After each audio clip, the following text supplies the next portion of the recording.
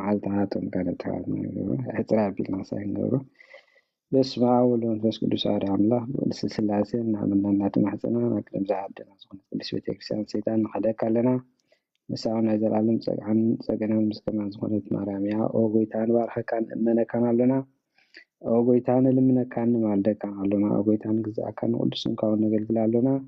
أو كل برك السجدة الكاغويتان سجدة الكالونا كل ساون أخي جزء أملاخ أملاخ تقويتا نقول نجسات نصايحة أملاخ كل سجان كل نفس نصايحة كل شو ده خنسخات موسيقى تقولي كلهم كم زولنا ولا كم معلنا كم جينا نشوف كالونا نبى عبس ما يتبرعبنا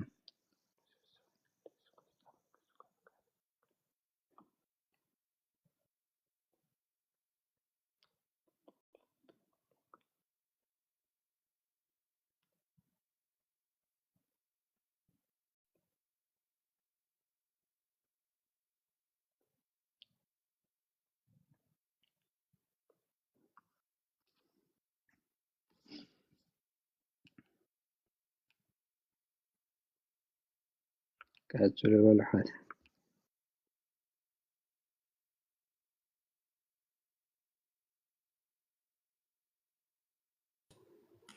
تعرفت تدراربكم لانيكم لهم دياكو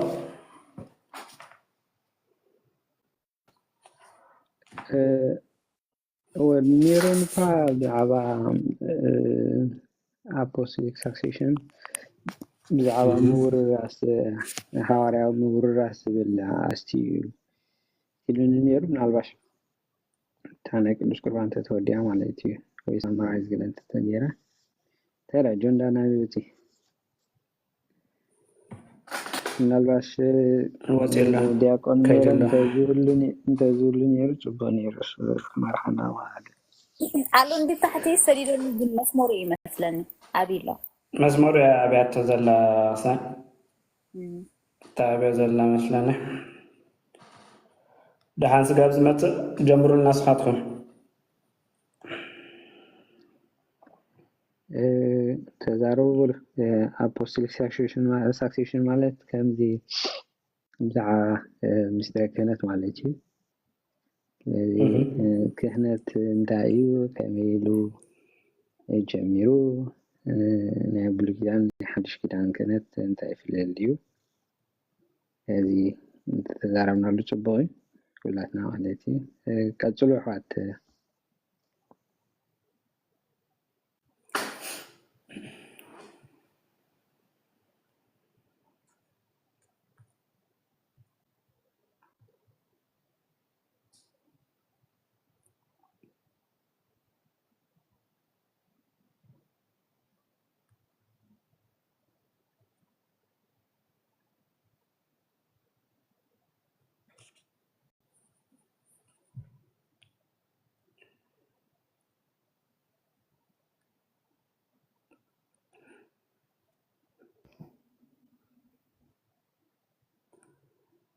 I hope حجة سير حلو تهون تا connection ده كون ميرو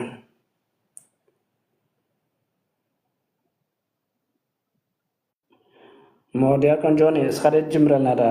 تاتمرتي باهارو هنجمر أبو حوي أنا لا قطعمك هندبتي أتي زخون كوس يلا توم سمى دب زيادة تمرتي تكافلنا لها تتجمعنا أوا جمرة دعوة على كلو كله مهرة أبي زي لياكم يرون نسدد على تقبله تابعين هذا اللي خلنا خم جلسة مديا بتابعنا هم ما أنت وتها دياكون أبل نابخم بالحرة قرب سهم جمرنا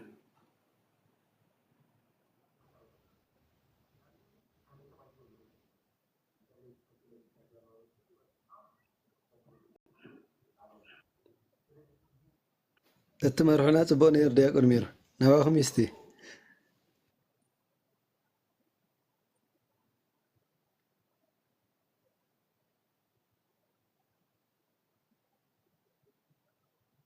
الشباب كان فعل እግዚአብሔር መተው ዝሆን ጥራይ ስለምሽ ሐሳባት ከብር ክህነት تنقالات نتقامل انتين كهن زبل اللوين قسيس زبل اللوين نافتي انجليش نافت خالد تخيدنا خا باستر زبل الليو كم مالتي كتطاقم قالات زلو افتكن كهن زبل قسيس زبلن قال كابت ناي گز قال زمص خوينو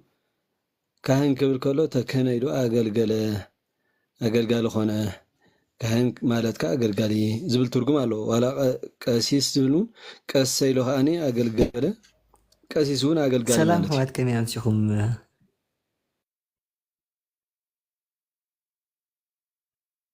كتل نيتورك مالنا يا دحي كتل كي قارص منغو እሺ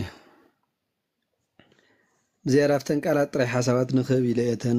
مجمره تنقالا زبلا زينين كهن يلو كبزح خلا كهنات يلوها ناي ببزح خون كلو قسيس يلوها قساوستخا بزح يغبرو يزيوم اغلغلتي زبل ترغم يزلو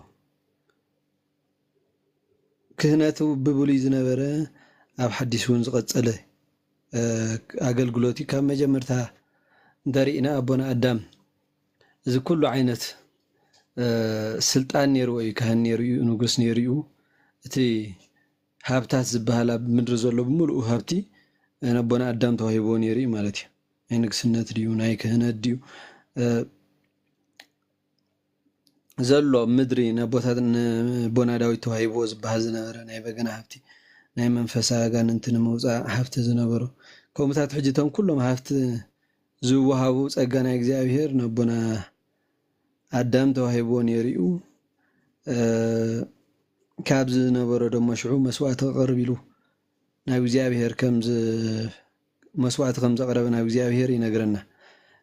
ነዝር ማ ገድላ አዳምና መጽሐፈ ቀለምጦስ መጽሐፈ ፋሌውን ይነግሩና በዛዕባ ነቦና አዳም መስዋዕት ማለት መስዋዕት መጀመርታ ዘቀረበ እንታይ ካብ እግዚአብሔር ዘአክል ቦታ እግዚአብሔር ዘአክል ጎይታ ገነ ዘአክል ቦታ ሲነ በመባል ወትሩ ይጣስን በንስሐ ይነበር ነሩ እጂ በዚ እንታይ ገብርት ሱባኤያቱ ሞኒ ሱባኤያቱም ካኒ አፍትሞ ወዳታ ከበጽሕሎ ሰይጣን መጽኡ እንታይ ገብር መልአክ ገብርኤል ተመሲሉ መጽኡ እንታይ ብሎም ጸሎትኩምን ጾምኩምን ተሰሚዕልኩም ይሞ ንዕመ ውጹ ይብሎ ነበር አዳም ቅድሚ ሕጂ ፍጡር ርስሓትኩ ሕጂውን بفطر كسحتا يكونكون بعلا እግዚአብሔር ይበለኒ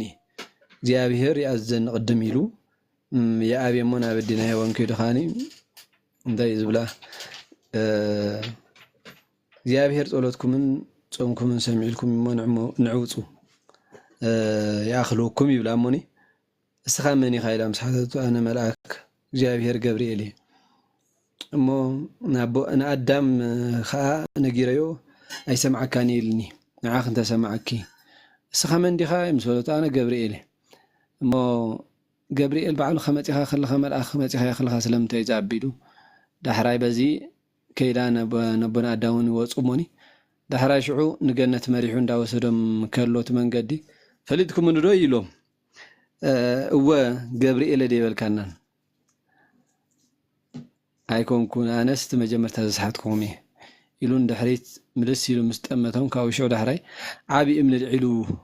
كزاوط امس بلا وتدبترتيتي من لاليهم يبلا شو دحراي كابزي كاب بت زورقم حدغا كاب سبنتهم دم يفسس موني بزي ابونا ادم تايغبر نتزفسس مزيو مسواعتن خاغر ويلو ناب እግዚአብሔር يمصو ማለት شو دحراي عالم زدحن بناي سب دم زيكون بناي እግዚአብሔር يو تدحن بيدو مسو بزنتاي انتاي داتولو ابون نبون ادم قال كيدان اتولو مالتي دحري حمشه شحنا شميدر حمشه معلتن فرعان كاب كلكل كتوليده كدحنا كايلو قال كيدان اتولو حج مسواعت المغرب ابزنا يبونا ادم نرينا دحرايون ابو بوتا زنبرتم بحجر بونا زمرح زنبر بوتات نرينا دحرايون ابونا نهون مسواعت خقرب كلون رينا خفتا تابوت مسوصه خفتا مركب مسوصه እግዚአብሔር መስዋዕት يقرب لي نير مالتي حجزي مسوائي تزغرب نبر نسريت حاتيات نحاتيات مستسري نحاتيات مرحقي يلوم يقربون يروم كم زندابلو بكهنات كم زيلو جمر نيرو استكي بزوحة خاني بزوحة كعباي زحشو ممهرانا محواتنا لو نديم سوم تسبق يروم تقسن دا قبر تتقولنا هلحش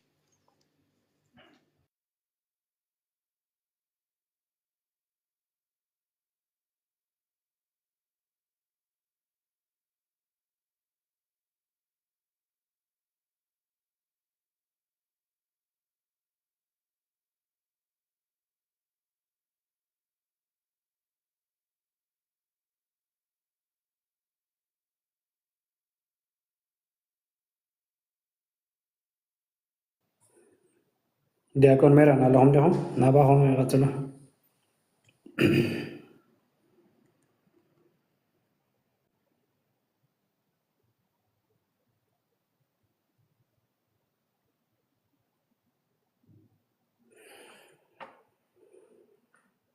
እሺ ኮኔክሽን ኣብዮ ኾነ በቃ ማሕረቅ ዜና ገብርኤል ናባኹም ቀፅሉ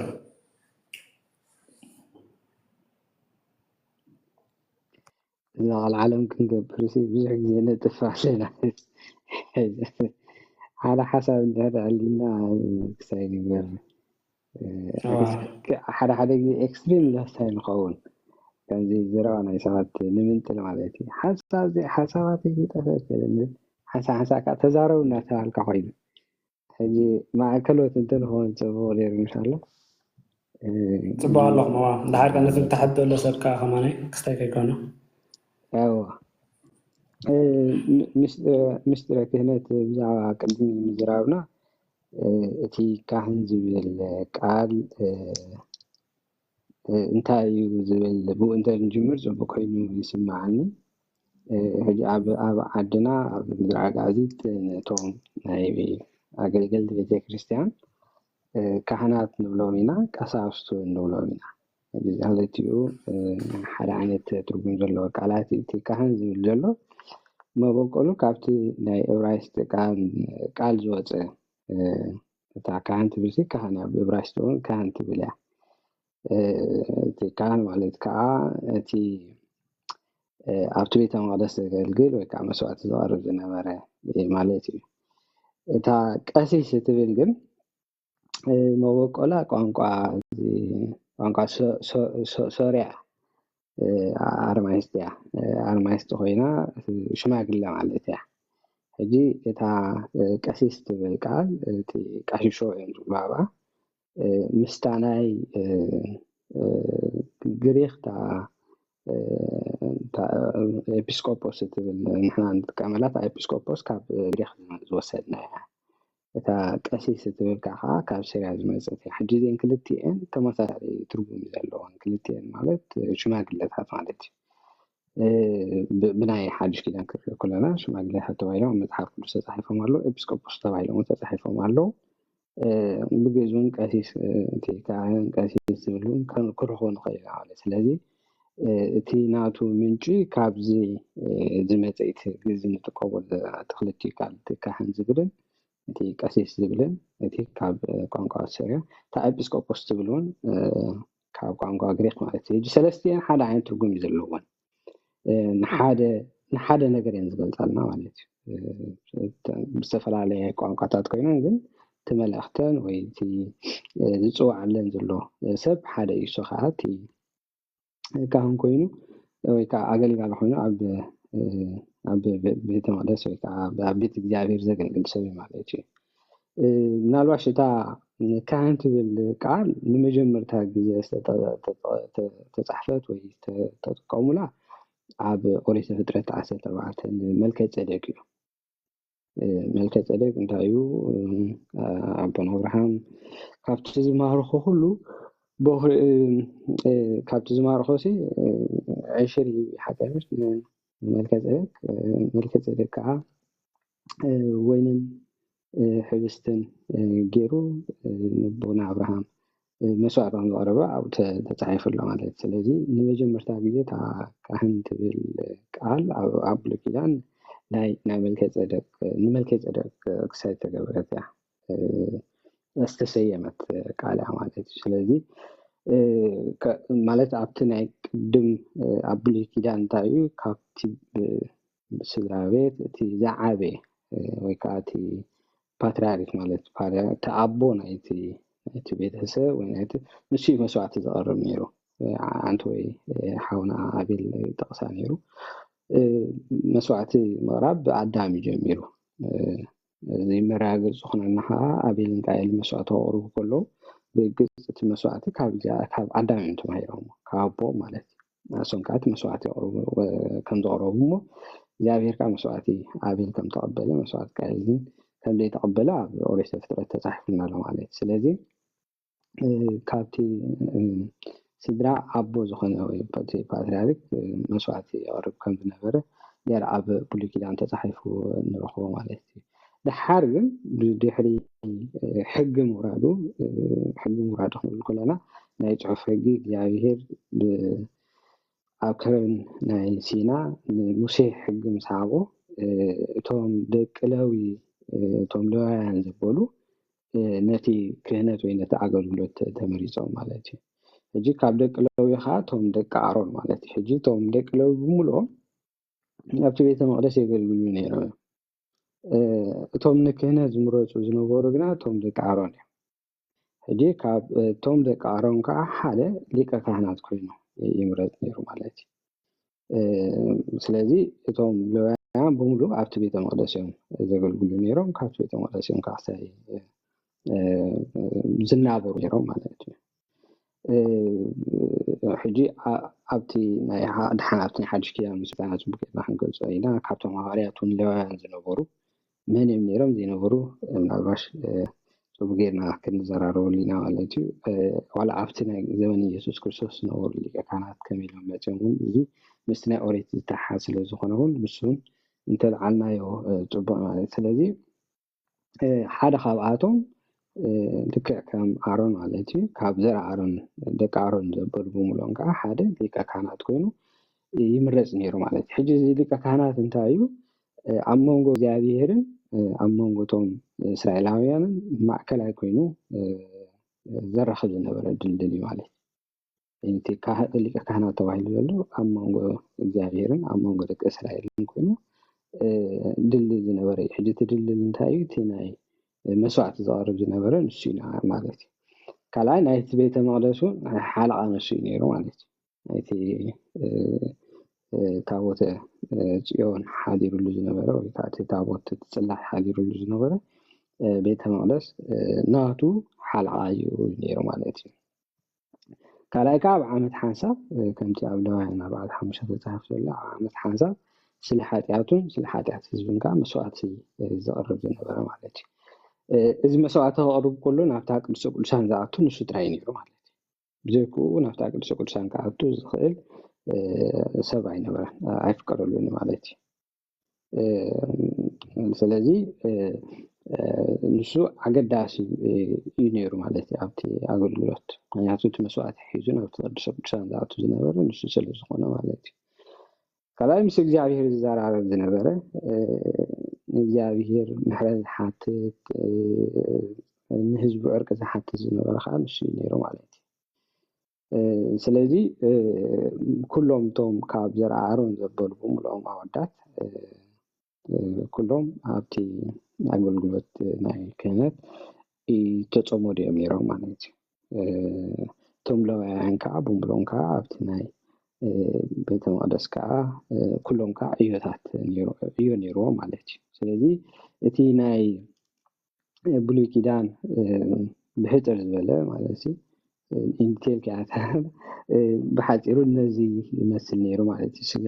ኣገልግሎት ናይ ክርስቶስ ዝመፅእ ማለት እዩ ስለዚ እቶም ኣብ ብሉይ ኪዳን ዝነበሩ ካህናት ዘቕርቡ ዝነበሩ መስዋዕቲ ሕሩድ ነይሩ ማለት እዩ መስዋዕቲ ሕሩድ እዮም ዘቕርቡ ነይሮም ካብቲ መስዋዕቲ እዮም ከዓ ኩሎም ዝካፈሉ ነይሮም ማለት እዩ ካብቲ መስዋዕቲ ዝመፅእ ዝነበረ ካብኡ እዮም ዝካፈሉ ነይሮም ቦዮም ዝነበሩ ነይሮም በቲ ኣገልግሎት ናይ ቤተ መቅደስ እዮም ዝነበሩ ነይሮም ማለት እዩ ስለዚ ነዚ መስል በቲ ብሕፅር ዝበለ ክንገልፀቶ ኮይና እቲ ናይ ብሉይ ኪዳን ማለት እዩ ኢንዲቴል ከኣተና ሃይላይት ከምዚ ክንገልፆ ንኽእል ኢና ማለት እዩ ምናልባት ሸኻት ግን ካብዚ ብዝበለፀ ኸት ኢንዲቴል ክትገልፅዎ ተኽእልኩም ከዓ ፅቡቅ ነይሩ መድረክ ናባኹም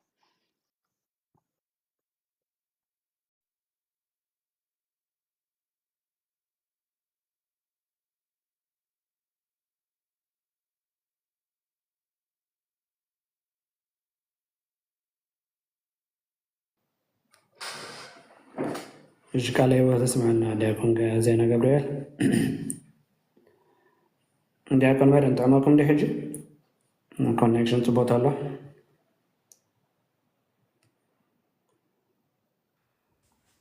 እሺ ሰላም ሕዋት ትስማዕ ኣለኹም ከመይ ኣምሲኹም እግዚአብሔር ይመስገን ከመይ ኣምሲኹም ይስማዕ ኣሎ ዲያቆን ኣብይ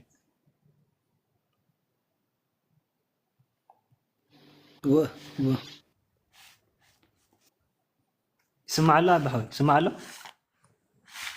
ስማዕ ኣለዎ ቀፅሉ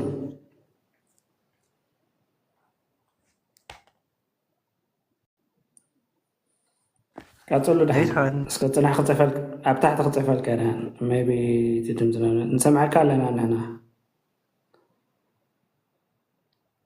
እሺ ሓራይ ድሓን ምናልባት እንድሕር ዳ ስማዕ ኣለኹ ክቐፅል ማለት እዩ ቃለ ሕይወት የስማዕ ኣለና ዲያቆን ኣቤል ሓውና ዲያቆን ዜና ገብርኤልም እግዚአብሔር ኣምላኽ ናይ ኣገልግሎት ዘመንኩም ይባርኸልኩም ምናልባት ስማዕ እንድሕር ኣለኹ ድሓን ክቐፅል ይስማዕ ተለኹ ድሓን ክነግሩኒ ኢለ ናይ ክህነት ብሓፈሻ ተገሊፁ እዩ ንእሽተይ ሓሳብ ጥራሕ ክውስኽ ሓሲቦ ማለት እዩ በተለይ ካብ መስዋዕቲ ኣንጻር ናይ መጀመርያ መስዋዕቲ ዝቐርብ ዝነበረ ኣቦና ኣዳም ምዃኑ ነጊርኩምና ብናይ መፅሓፍ ቅዱስ መረዳእታ ኻ በተለይ ኦሪት ዘፍጥረት ምዕራፍ 4 ኣቤልን ቃየልን መስዋዕቲ ንእግዚኣብሔር ከም ዘቕረቡ ይነግረና እሞ ግን ቅድሚኡ ተፃሕፈን ሕጊ ነበረን ወይ ከዓኒ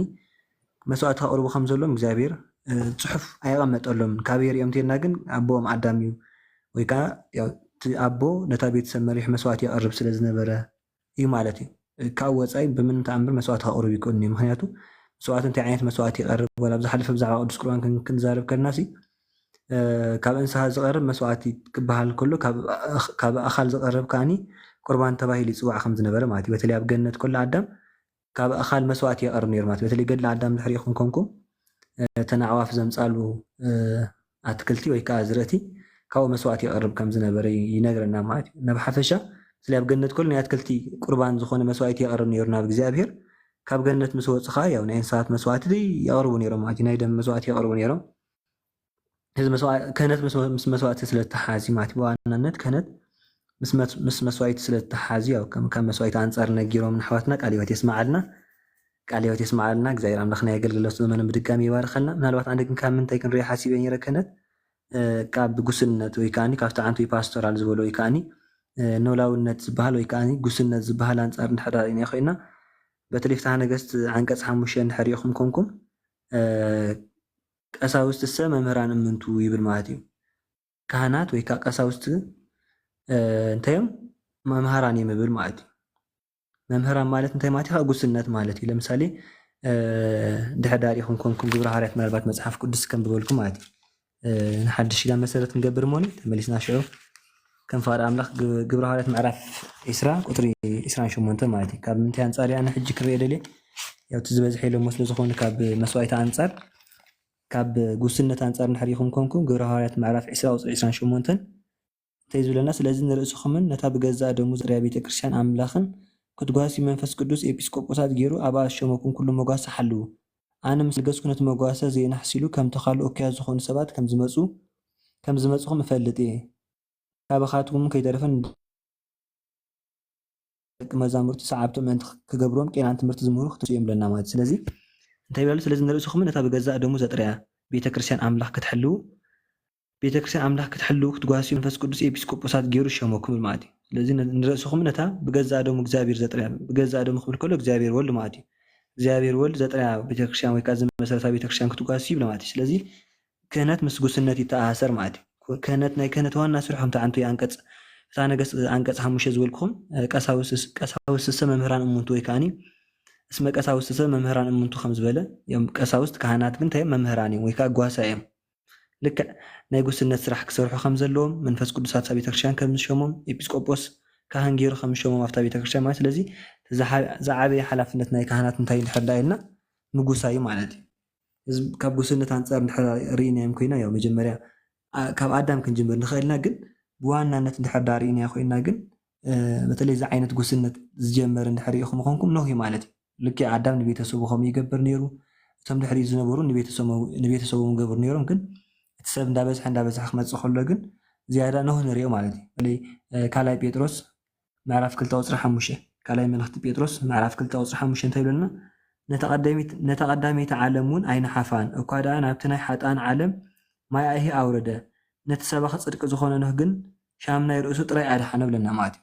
ነታ ቀዳመይቲ ዓለም እንታይ ገብራን ኣይነሓፋ ምክንያቱ ናይ ሰብኣት ካታ ሓጢኣት እንድሕር ዝክሮ ኮንኩም ብጣዕሚ ቅድሚ እግዚኣብሔር ሓጢኣት ምስርሖም ዝተላዕለ ማለት እዩ ካብ እግዚኣብሔር ሪሒቆም ነይሮም ኩሉ ዓይነት ሓጢኣት ዝሰርሑ ነይሮም ማለት እዩ ናይ ጥንቁልና ናይ ሟርት ናይ መተት ኣብቻ ኩሉ ዓይነት ጥንቆላ ስራሕ ዝሰርሑ ነይሮም ሰጋንን ትዛረቡ ነይሮም እና ኩሉ ዓይነት ሓጢኣት ምስ ፈፀሙ እንታይ ኮይኖም ማለት እዩ እግዚኣብሔር ኣምላኽ ነቲ ቀዳመይቲ ዓለም ብማያኢሂ ከም ዘጥፋ ይነግረና ማለት እዩ ሽዑ እንታይ ይብለና ነቲ ሰባኺ ፅድቂ ዝኾነ ነህ ግን ሻም ናይ ርእሱ ኣድሓነ ይብለን ማለት ነቲ ሰባኺ ፅድቂ ናይ ፅድቂ ሰባኺ ናይ ሓቂ ሰባኺ ዝነበረ ነህ ግን ብሻም ናይ ርእሱ ከም ዘድሓነ ይገልፅ ማለት ኢና ንምንታይ እዩ ሃዋርያ ቅዱስ ጴጥሮስ ንኖህ ሰባኺ ፅድቂ ወይ መምህር ናይ ፅድቂ ወይ ጓሳ ናይ ፅድቂ ዝበሎ እንድሕር ኢልና ኮይና በተለይ እቶም ኣብ ደብሪ ቅዱስ ዝነበሩ መላእክተ እግዚኣብሔር ወይ ካኒ ደቂቀ መላእክት ወይ ካኒ ደቂ መላእክት ተባሂሎም ዝፅውዑ ዝነበሩ ደቂ ሴት ማለት እዩ ኣነባብሮም ልክዕ ከም መላእክት ከም ናይ መላእክቲ ሰማይ ወይ ካኒ ከም ናይ እግዚኣብሔር መላእክቲ ብቅድስና ብንፅህና ይነብሩ ነይሮም ማለት እዩ ብንፅህና ብቅድስና ካብ ኣንስቲ ሪሒቆም ዝነብሩ ስለ ዝነበሩ በዚ መላእክት ተባሂሎም ተፀዊዖም ማለት እዩ እና እቶም ደቂቀ ቃየል ወይ ናይ ቃየል ደቁ ግን ወይ ናይ ቃየል ወለዶ ግን ብሓጢኣት ነይሮም ማለት እዩ ስለዚ እንሆ እንታይ ይገብር ነይሩ በተለይ እቶም ኣብ ደብሪ ቅዱስ ዝነበሩ ወሪዶም ምስቶም ኣብ መሬት ዝነበሩ ደቂቀ ቃየል ምስ ተራኸቡ ምስ ተዋሰቡ ያው ናይ ንጓዓት ናይ ንፍልዮም ታሪክ ትፈልጦ ኢኹም ብሓፈሻ ማለት ኢና ኖህ ካብ ደብሪ ቅዱስ ወሪዱ ይሰብከሎም ነይሩ ማለት እዩ እግዚኣብሔር ኣምላኽ ምእንቲ ከየጥፍኦም ብዙሕ ግዜ ወሪዱ ይሰብከሎም ነይሩ ይምህሮም ነይሩ ናይ ጥፋኣት ማይ ከም ዝመፅእ ባዕሉ ነጊሮም ነይሩ ማለት እዩ ናይ ጥፋኣት ማይ ድሕሪ 120 መዓልታት ናይ ጥፋኣት ማይ ከም ዝመፅእ ነጊሮም ያሬታ ድሕሪ 120 ዓመት እምባ ድሕሪ 120 ዓመት ናይ ጥፋኣት ማይ ከም ዝመፅእ ነጊሮም ነገር ግን ንሶም በቃ 100 ዓመት ክንዕንድረሉ ክንስሕቀሉ ኢና 90 ዓመት ክንስሕ ኢና ኢሎም ከም ዘባጨውሉ ነገርና ማለት ኢና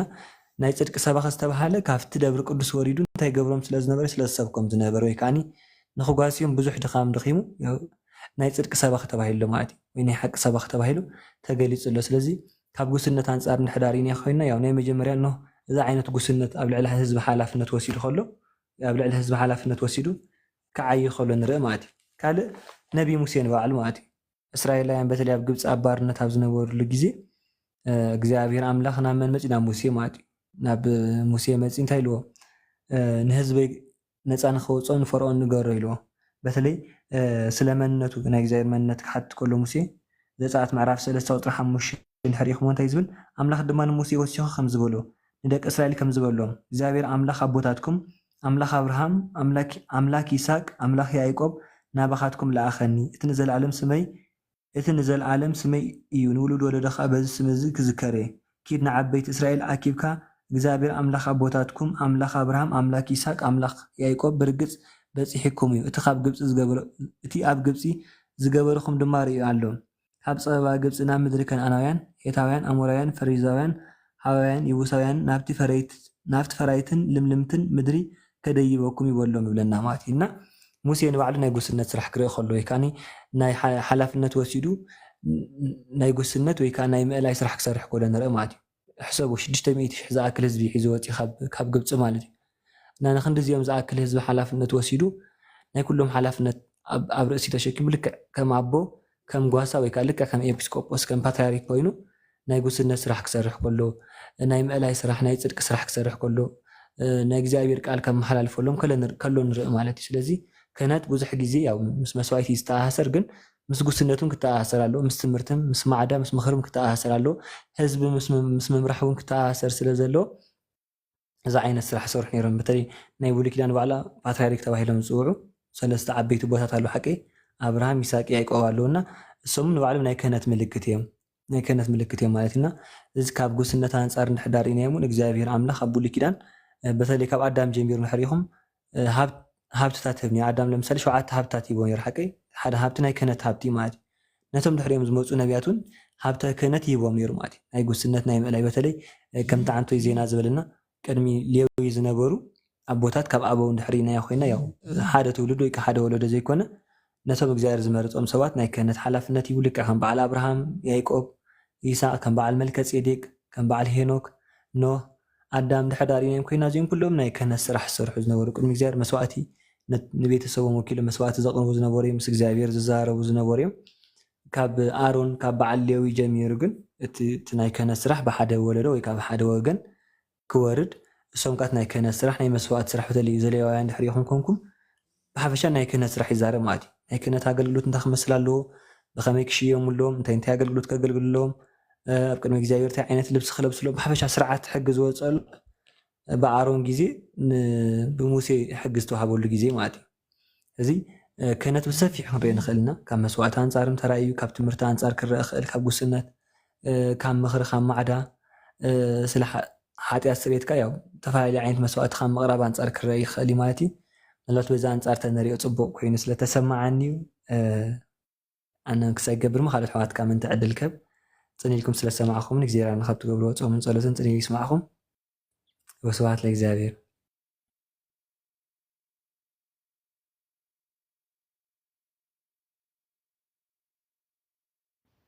ክስማዕ ፀኒሕ ኣሕዋት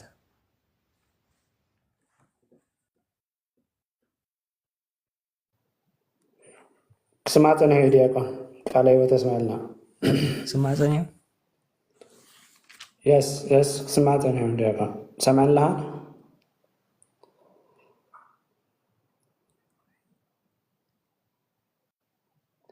ኣብ ታሕቲ ክትሕፈልካ የበላስከ ሰናይ እሺ አይ ምልክት ሕማቅ እዩ ዘሎ ኢለ እንዴ ቀፅሉ በሉ እሺ መርጉ ናባኹም እዩ ወይ መምህር እምነት መርጌታ ዘለኹም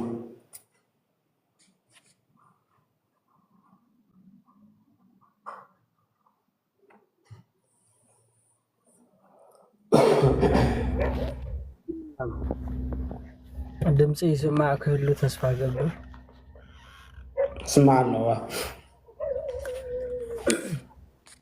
ያ መጀመሪያ ሰላም አምላክ ምስ ኩላና ይሁን ቃለ ሰናይ ቃል እግዚአብሔር ክንምገብ ፀኒሕና ጥዑም ዝኾነ ቃል ክብርና አምላክ ይሁን ማለት እዩ ምናልባት ኣብቲ ዝበሃል ፀንሐ ማለት እዩ እቲ ናይ ከምዚ ኣርእስቲ ቡና ዘለኹም እቲ ሃዋርያዊ ቅብብል ማለት እዩ እዚ ከዓ እቲ ናይ ቤተክርስትያንና ከም ኦርቶዶክሳውያን መጠን እንሪኤሉ መንገዲ ማለት እዩ ሕጂ ከምቲ ቅብብል ክበሃል ከሎ ከም ዝትገልፅዎ ብዓበይቲ ናይ አዳም ጀሚሩ ዝነግር ክኸውን ከሎ ካብኡ ዝወፅእ የለን ኩሉ ንሱ ዝነበረ እዩ ምናልባት ቶም ሰብኣቱ ማዕርጋት ኢልና ንፅውዖም ካብቶም ሓደ እዩ ተጠቂሱ ዘሎ እቲ ቅብብል ማለት ሲ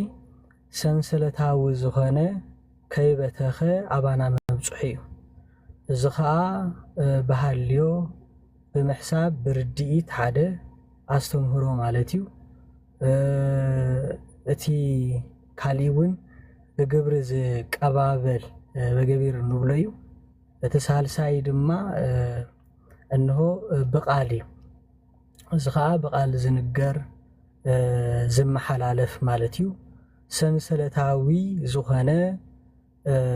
ከይበተኸ ኣብዛ ቅድስቲ ቤተክርስትያንና ኣብ ሃዋርያት ዝነበረ ርድኢት ኣብዛ ቤተክርስትያን ሕጂ እውን ኣሎ ሰንሰለታዊ ዝኾነ ቅብብል ስለ ዝኾነ ሃዋርያዊ ዝኾነ ስለ ዝኾነ ብኩሉ ነገር ናይ ማዕርጋት ተመፂኡ ከም ዝትብልዎ ዘለኹም ኣስተምህሮ ተመፂኡ ኩሉ ማለት እዩ ስለዚ ከይበተኸ ማለት እዩ ምናልባት ኣብቲ ናይ ጸሎትና ክንዛረብ ከለና ጸሎት ሃይማኖት ኣብቲ ናይ ሃዋርያት ኣተኪረ ስለ ዝዛረብ ዘለኹ ማለት እዩ ስለዚ ታይና ንብል ንኣምን ብኣሃቲ ቅድስቲ ቤተ ክርስቲያን እንተለኣለ ኩሉ ጉባኤ زهاريات لنا نبل سلازي بحانتي قدست بتكريستيان نأمن إذا بتكريستيان زي أخا أب هواريات زنبرت تابو زنبرة أستمرو تابو زنبرة كيدت حجونا له بزي مسرت كذا بتكريستيان نسا سلازخونت زفلي يبلان سلنبل سنسلتاوي زغونه حوارياوي قببل زلوا سلازخونت አይትጋገንያ ኢልና ንኣምን ማለት እዩ ስለዚህ ከምቲ ናይ ኣዳም ምናልባት ኣብቲ ናይ ገድሊ ኣዳም ሓደ ዜና ኣዳም ክልተ ከምውን ኣብቲ ስነ ፍጥረት ዝብል ወላ መጽሓፍ ኣክሲማሮስ ተገሊጹ ዘሎ ኣዳም ሰብኣቱ ማዕረጋት ከም ዝነበሮ ማለት እዩ ዝኻ ሃብተ ትንቢት ሃብተ መንግስት ሃብተ ክህነት ዝህጂ نزاربولو زلنا مالتيو حابت فوس مالتيو حابت لبنا حابت هايل عاوتن مالتيو حابت نصهنا ويدما طعم زماري إلنا نزاربولو مالتيو سلازي ازيتي كم زيلوخا كم تختقلصو صلحكم كا دا تسغاغره اب كلهم دا تراي مستكهنا زتحازالو مستمنغست زكا تحازالو مستفوسي مستغلو ነገር ማለት እዩ ካብዝ ወጽኦ ለአንተ ይውሉ ንምባለይ ስለዚህ እዚ ክኸውን ከሎ እዚ ክኸውን ከሎ ገለ ምን አልባት አብን ኩለና ኣብቲ ናይ ጉስነት እዩ ዲያቆን ሜሮና በአ ጾጥ አቢልና ክንብል ኢሉ ካላይ ካታ ናይ ክህነት ትብል ናይ ክህነት በሐፈሻ ከም ናይ ቤተ ክርስቲያንና ለምሳሌ ዲያቆን ዜና ገብርኤል አለ ዲያቆን ዜና ገብርኤል እዛ ዲቆኑ ካብ ተኺላ ዝመጸት ካብ ክርስቶስ ያ ማለት ካብ ክርስቶስ ያ ከመይተ ተባሂሉ ሓደ ጳጳስ ማዕረገ ዲቆና ሂቦሞ ቀብብል ተኺላ ናቢያት ኸይድ እቲ ጳጳስ ካብ ልዕልኡ ዘለው ጳጳስ ካብኡ ልዕልኡ ዘለው ጳጳስ ከም እንዳበለ እንዳቆጸርካ ትኸይድ ወንበር ማርቆስ ወንጌላዊ ማርቆስ ግብጽና ንኸይድ ማለት እዩ ካብ ግብጽኻ ቅዱስ ጴጥሮስ ኢና ማርቆስ ናይ ቅዱስ ጴጥሮስ ወደ መዝሙር ስለዝነበረ ስለዚህ ጴጥሮስ ትብል ጴጥሮስ ካ ጎይታ ማለት እዩ ናብ ጎይታ ኢኻ ትሰግር ስለዚህ እዚቲ ሰንሰለታዊ ዝኾነ ማለት ማዓርክ ዘይበተኸ ማንም ካልእ ዘይኣትዎ እታ ጎይታ ዝሃቦ ወይ ድማ ኡፍ በለሎሞ መንፈስ ቅዱስ ተቀበሉ ዝብል ዘይተበትከት ሕጅውን አላ ንሳያ ኣብ መንጎ ዝኾነ ዘይኣትዋ ማለት እዩ ሰንሰለታዊት ዝኾነት ስለዚህ እዚቲ ናይ ክህነት እታ ክህነት ንሳያ ማለት እየ እቲ ናይ ጉስነትካ ከምኡ ተገሊጹ ጸኒሑ ማለት እዩ ግን ኣብ ኮለና ሻ ብዛዕባ ኣብ መጽሐፍ ቅዱስ ገለ ነገር ይገልጸልና እዩ ማለት እዩ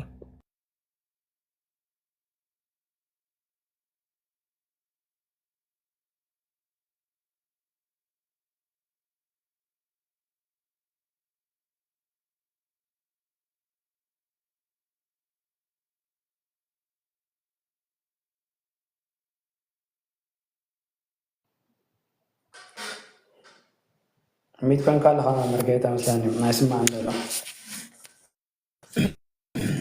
سمع عندنا يا يسمع له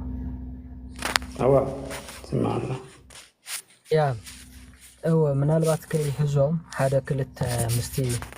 حوارياوي كل إنه بلزلنا قال هذا كلت تأسي وسخابيله بدرو نبتي أبكلاي جزء كرينا بتي خالي زلوا مالتي بتنا يوسنا زبلا تبكيرنا عجيب أنت هيدلي أب كلاي تيمتيوس معرف كلته فقد خلتاسي كم زيبل ماشي أزي أب قدم بزحات مسكر كاباي سمع كايو دما نخالقوت كمهرو نزك عالم أمنات سب حدري هابوم يبل حجي حدر هابوم كاباي سمع كايو حدر هابوم إذا حدر زي أخا توراريسا كاب تيموتيوس كاب قدس باولوس كاب حوارياتنا كاب غويتا زي سمعو زي تمهرو حدري بقى إذا حدر زي لك عدما تواهيباتو مالتيو نخالي كان السخا هاب بزبل كገልጸሉን ከሎ ነሪ لك عدما ماشي أمونات سبات أمونات ولا قدس باولوس تايز بلا زلو أمونات بقى أمونات زخون سبات نعاتاتهم تايغبرهم حدري حبهم سلازي أمونات زخونو قدسان ابو كله اتي ነገር بملؤ اتي ክንቅበሎ ዝግብአና ናይ ሐዋርያት አስተምሮ ተቀባቢሎም እንሆ ድማ ብሕድርኻ አባና በጽሑ አሎ ማለት እዩ ስለዚህ ነዚ ክብል ደልየ ካሊ ምናልባት ኣብ መጽሐፍ ቅዱስ ብዙሕ ከምዚ ዓይነት ሓሳባት ንረክብ ኢና ማለት እዩ ከምዚ ዓይነት አሎ እዩ ሕጂ ምሳሌ እሺ أوه منالبات حانت دحنا يبوتات وسيخة كود دحن كيعزوكم قدوس باسيليوس عبي ويدما تباهيدو زفلت مالتيو عب انتاي زبل عبتاب انت منفس قدوس تبل عب 27 66 مالتيو እዚ ቅዱስ አቦና እንታይ ይብል ኣብ ቤተ ክርስቲያን ዘሎ ኣብ ውሽጢ ዝተሓለው ወይ ድማ ብሕድሪ ዝተቀበልኩሞ ዶግማን መልእኽትን ኩሉ እንሆ ድማ ናብ ካሊእ ክሓልፍ ከም ዘለዎ ንገሩ ኢሉ ክዛረብን ከሎ ንርኢ ማለት እዩ እዚ ቅዱስ ባሲሊዮስ ዓቢ ኢልና ንዛረብ ማለት እዩ ماشي كالي قدوس هيرانيوس زليون مالتيو ابتاب انت منافق عن زبل اي سمعنا لديناتي ناتك يكون دياقون اسمع زيناي تسمع له يا تسمع الله خمركون اي زينا يكون اي زينا كبريلي سمع الله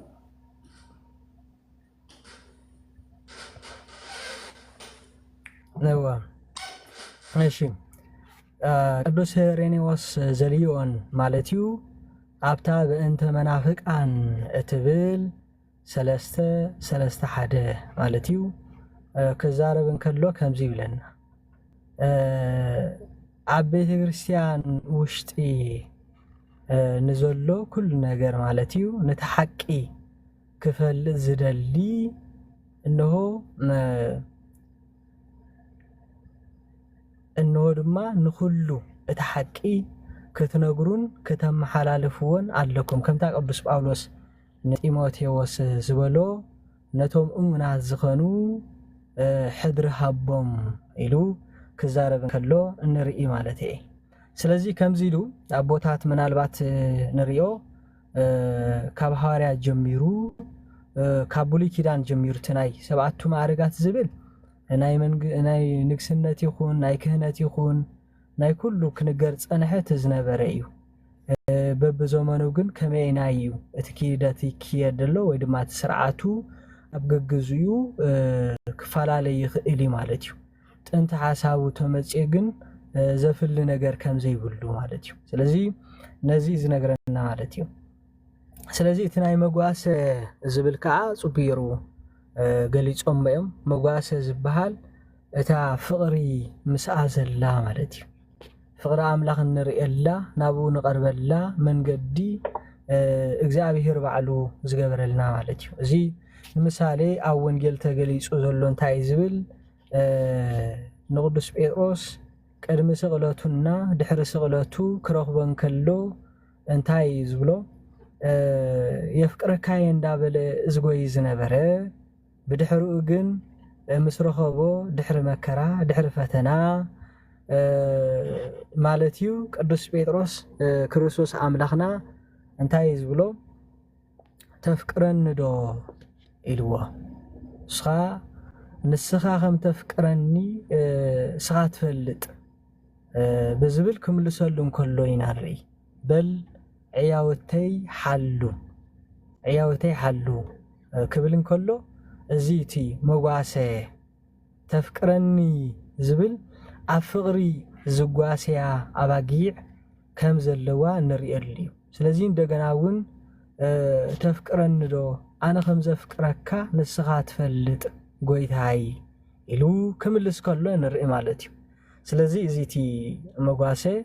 ብፍቕሪ ዝጓሰያ ናብኡ ዝቐርባ ንስሓ ዝወስዳ ኣብቲ እዚ ጥራይ ዘይኮነ ከዓ ብፍቕሪ ተሰቢኸን መፅአን እቲ ዘለወን በቲ ካብቲ ናይ ቅድስቲ ቤተክርስትያንና ወይ ድማ ንሃዋርያት ዝተዋህበ ምስጢራት ተኻፈልቲ ይኾና ማለት እዩ ተኻፈልቲ ኮይነን ከዓ ብንስሓ እንዳተሓፀባ ክኸዳ ከም ዘለወን እቲ ናይ ሃዋርያት ዝተዋህበ መጓሶ ወይ ድማ ንካህናት ዝተዋህበ እዩ ማለት እዩ ከብዝሕ ኣብዚኣ ተኣኽለኒ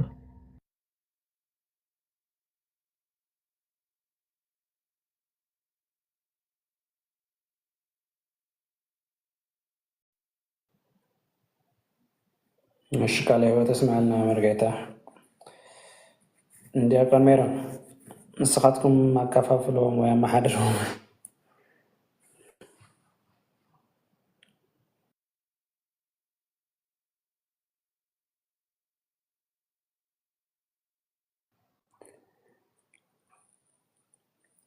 እሺ ዲያቆን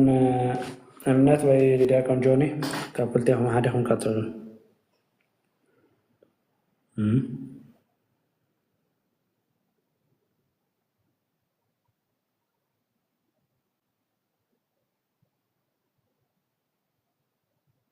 መምህር እምነት ኣለዎም ዲኹም ቃል ሕይወት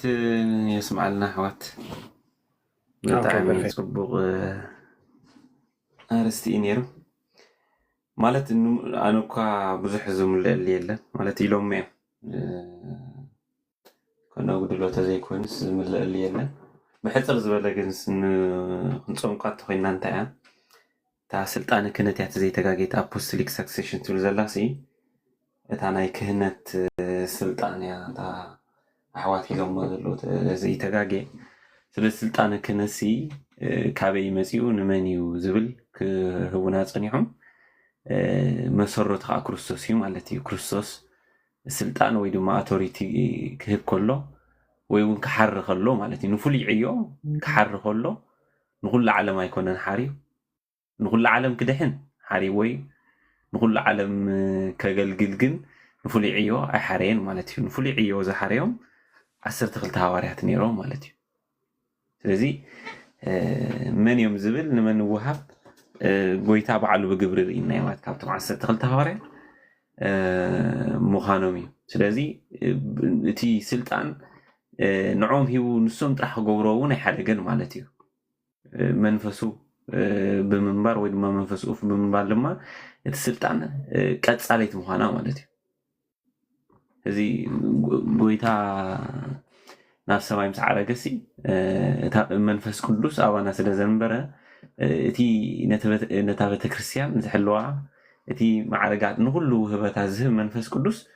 ኣብያ ኣሎ ማለት እዩ ኣብዞም ሃዋርያት ምክንያቱ ሃዋርያት እዮም እንታይ ዝገብሩ ነይሮም ብኣምብሮተ ኢድ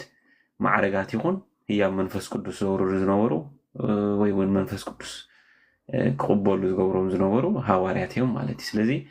እግዚኣብሔር ኣምላኽ ነዚ ስልጣን ሂቦ እምበር ነፍሲ ወከፍ ሰብ ኣይሃቦን ሕጂ እንታይ ኢና ንርኢ ንፍሉይ ዕዮስ እግዚኣብሔር ኣምላኽ ዝሓረዮም ከም ዘሎ ኢና ንርኢ ኩሉ ግን ንክድሕን ተፀዊዑ እዩ ስለዚ እንታይ እዩ እቲ ዝመፅእ ምናብ እዚኣታ ዓንተወይ ደስ ዝበለትን ኣቢ ፅቡቅ ገይሩ ተንኪፋ ነይሩ ኣዳም ዝተዋሃባ ፀጋታት ኣብዞም ኣቦታትና እውን ኣሎ ዝብል ማለት እዩ ሕጂ ኣብታ ናይ ኣዳም እንተኸይድና ኣዳም ክፈጥሮ ከሎ እግዚኣብሔር ኣምላኽስ እታ እስትንፋስ ኡፍ ብምባል ከም ዝፈጠሮ ህያው ነፍሲ ከም ዝኾነ ይነግረና ማለት እዩ ዳሕራይ إذا تسجازيا استوابا تسجازيا بحاجياته مسودقة ولنت مستفى كريستوس مسيو مسرحان النخاع نهاورات إذا سلطان زيا خبون كلنا نرى مالتي وفي منبال أو إنجيل يوحنا معرف عيسى سلستان حاجياتهم زحدر كحد كلهم حاجياتهم دي حس كلهم كيتحذر لهم نزبولو كلمي نزيا نجار منبالو انتاي اوف كم زبول لهم ينرى مالتي إذا أفتازيا تقدم زتفايا مالتي سلز إذا معرق زيا نهاورات وهيبا بزي أخا نحنا تي ولدنا تام نرخبولو ملادات سرعة نبيت كريستياناتهم هتصانات انتايم مستطمقو وفولنا مالتهم كانت وفولو مونت هتصانا فنشو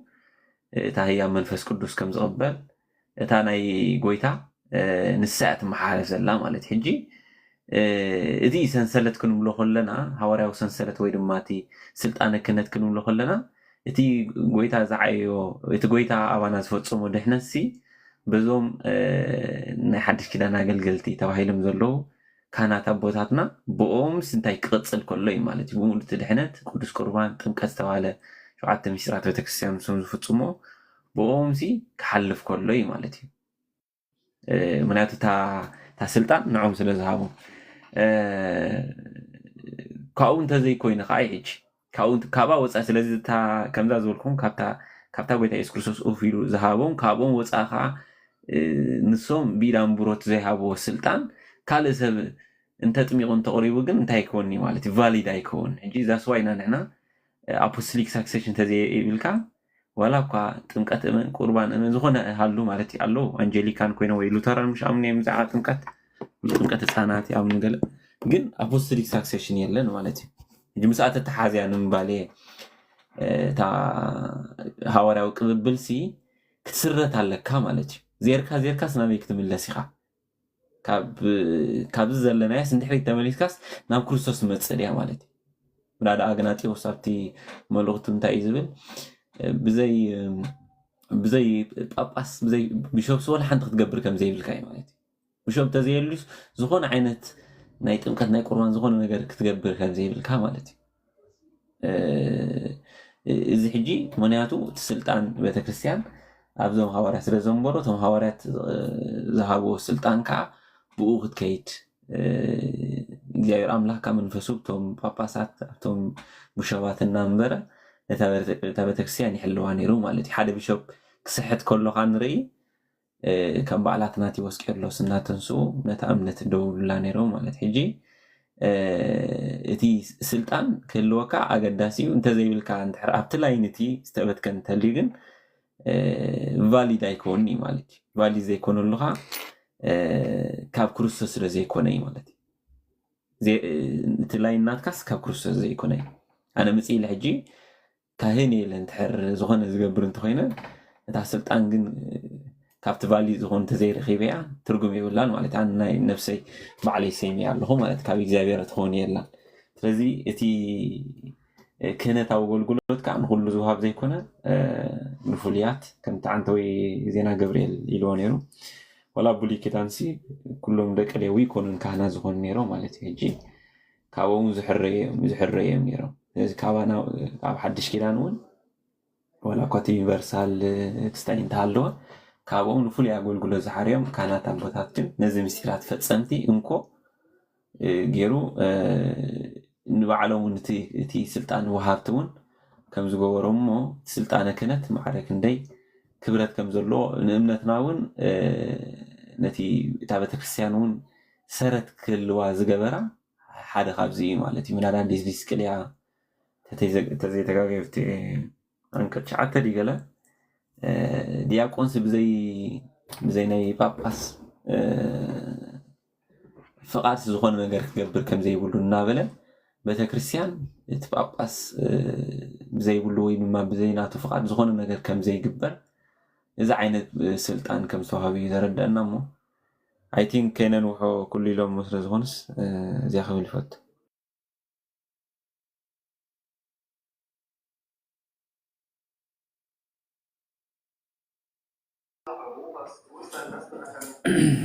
الشيخ أننا دياكون على هو تسمع لنا أمر منت تلهم نباهم قتلوا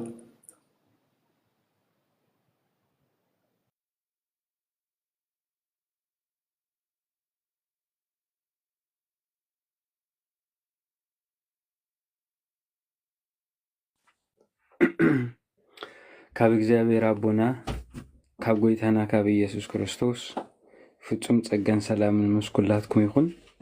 ኣብ ላዕሊ ዘለኹም ኣሕዋት መምሃራን ኣብ ታሕቲ ዘለኹም ኣሕዋት እመቤታችን ብጸሎት ቅዱሳን ብጸጋ መላእኽቲ ባሓለዋ ምስ ኩላትና ይሃልው። ንኹላትኩም መምሃራን ቃለ ሕይወት ይስማዓልና። ሐዋርያዊ ውርሻ ወይም ሐዋርያዊ ሰንሰለት ናይ እምነትና ፍጹም ወሃልክ ይብሉ ኣምሓራ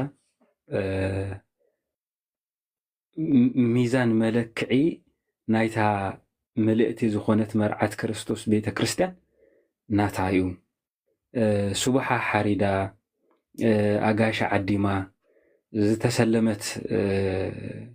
ዳስ መሲላ ንመንግስተ ሰማያት ፍጹም ገላጺት ወካሊት ተካኢት ኮይና ብምሳሌ ዝተነግረት ኣሳሰይታ ሐዋርያት እዮም። ሐዋርያት ዘየሰሰይዎ ወይም ሐዋርያት ዘየስተምሃርዎ፣ ሐዋርያት ዘይተኸልዎ፣ ሐዋርያት ዘይሰረትዎ፣ ሐዋርያት ዘይለክዕዎ፣ ሐዋርያት መልክዑ ዘይኮኑ ኣስተምህርዎ ኣብ ሐዋርያዊ ሰንሰለት ንኸይትነብር ብስምምዕ ወፂኻ ስለ ዘለኻ ካብ ሐዋርያዊ ሰንሰለት ዝወፀ ይኹን ክህነት፣ ዝወፀ ጥምቀት፣ ዝወፀ መስዋዕት፣ ዝወፀ ቁርባን ኩሉ ኣይኮነን ዶ ናብታ ንሰማይ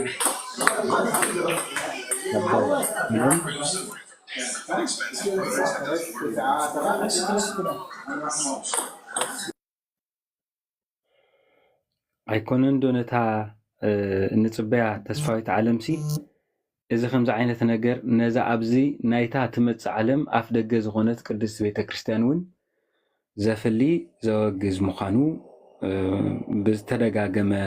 ጊዜያት ንምሃሩ ንፈልጥ እውን እቲ ብመሰረቱ እቲ ክህነት ምንጩ ብሓዲስ ኪዳን ሐዋርያት እዮም። بحوارياوي سنسلت زي تتحزت بتكريستيان كتبها لاي تخيلن زي اللي كانت كبها لاي كيلن إلنا كابن الزاربولو مسارتاوي تمرتات كتكس عنيهم. أنا جن منالبات كي تنوع حزات صحفتنبر عبزي أحنت بيجن فرقان نيم حرنيا مصحفتي حزلوه بزعبة كلو كهنديو تبل ملسي مالتي. مبزحت الجزء بزعبا كهنت كان العل كلنا كلتا جافات يمزمصو حدا بحدش كيدان كله كهنيو زامن زبلو كله كهنيو زبل صنفي الله بتحدا كهنات زتحاريو زتمرصو مفتحن مأسارن سلطان زلوم እግዚአብሔር عينو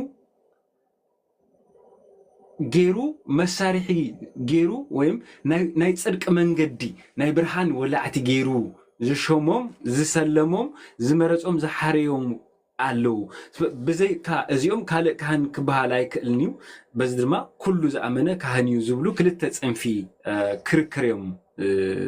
ዝልዓሉ ነዚኦም ክልቲኦም ድማ መጽሐፍ ቅዱስ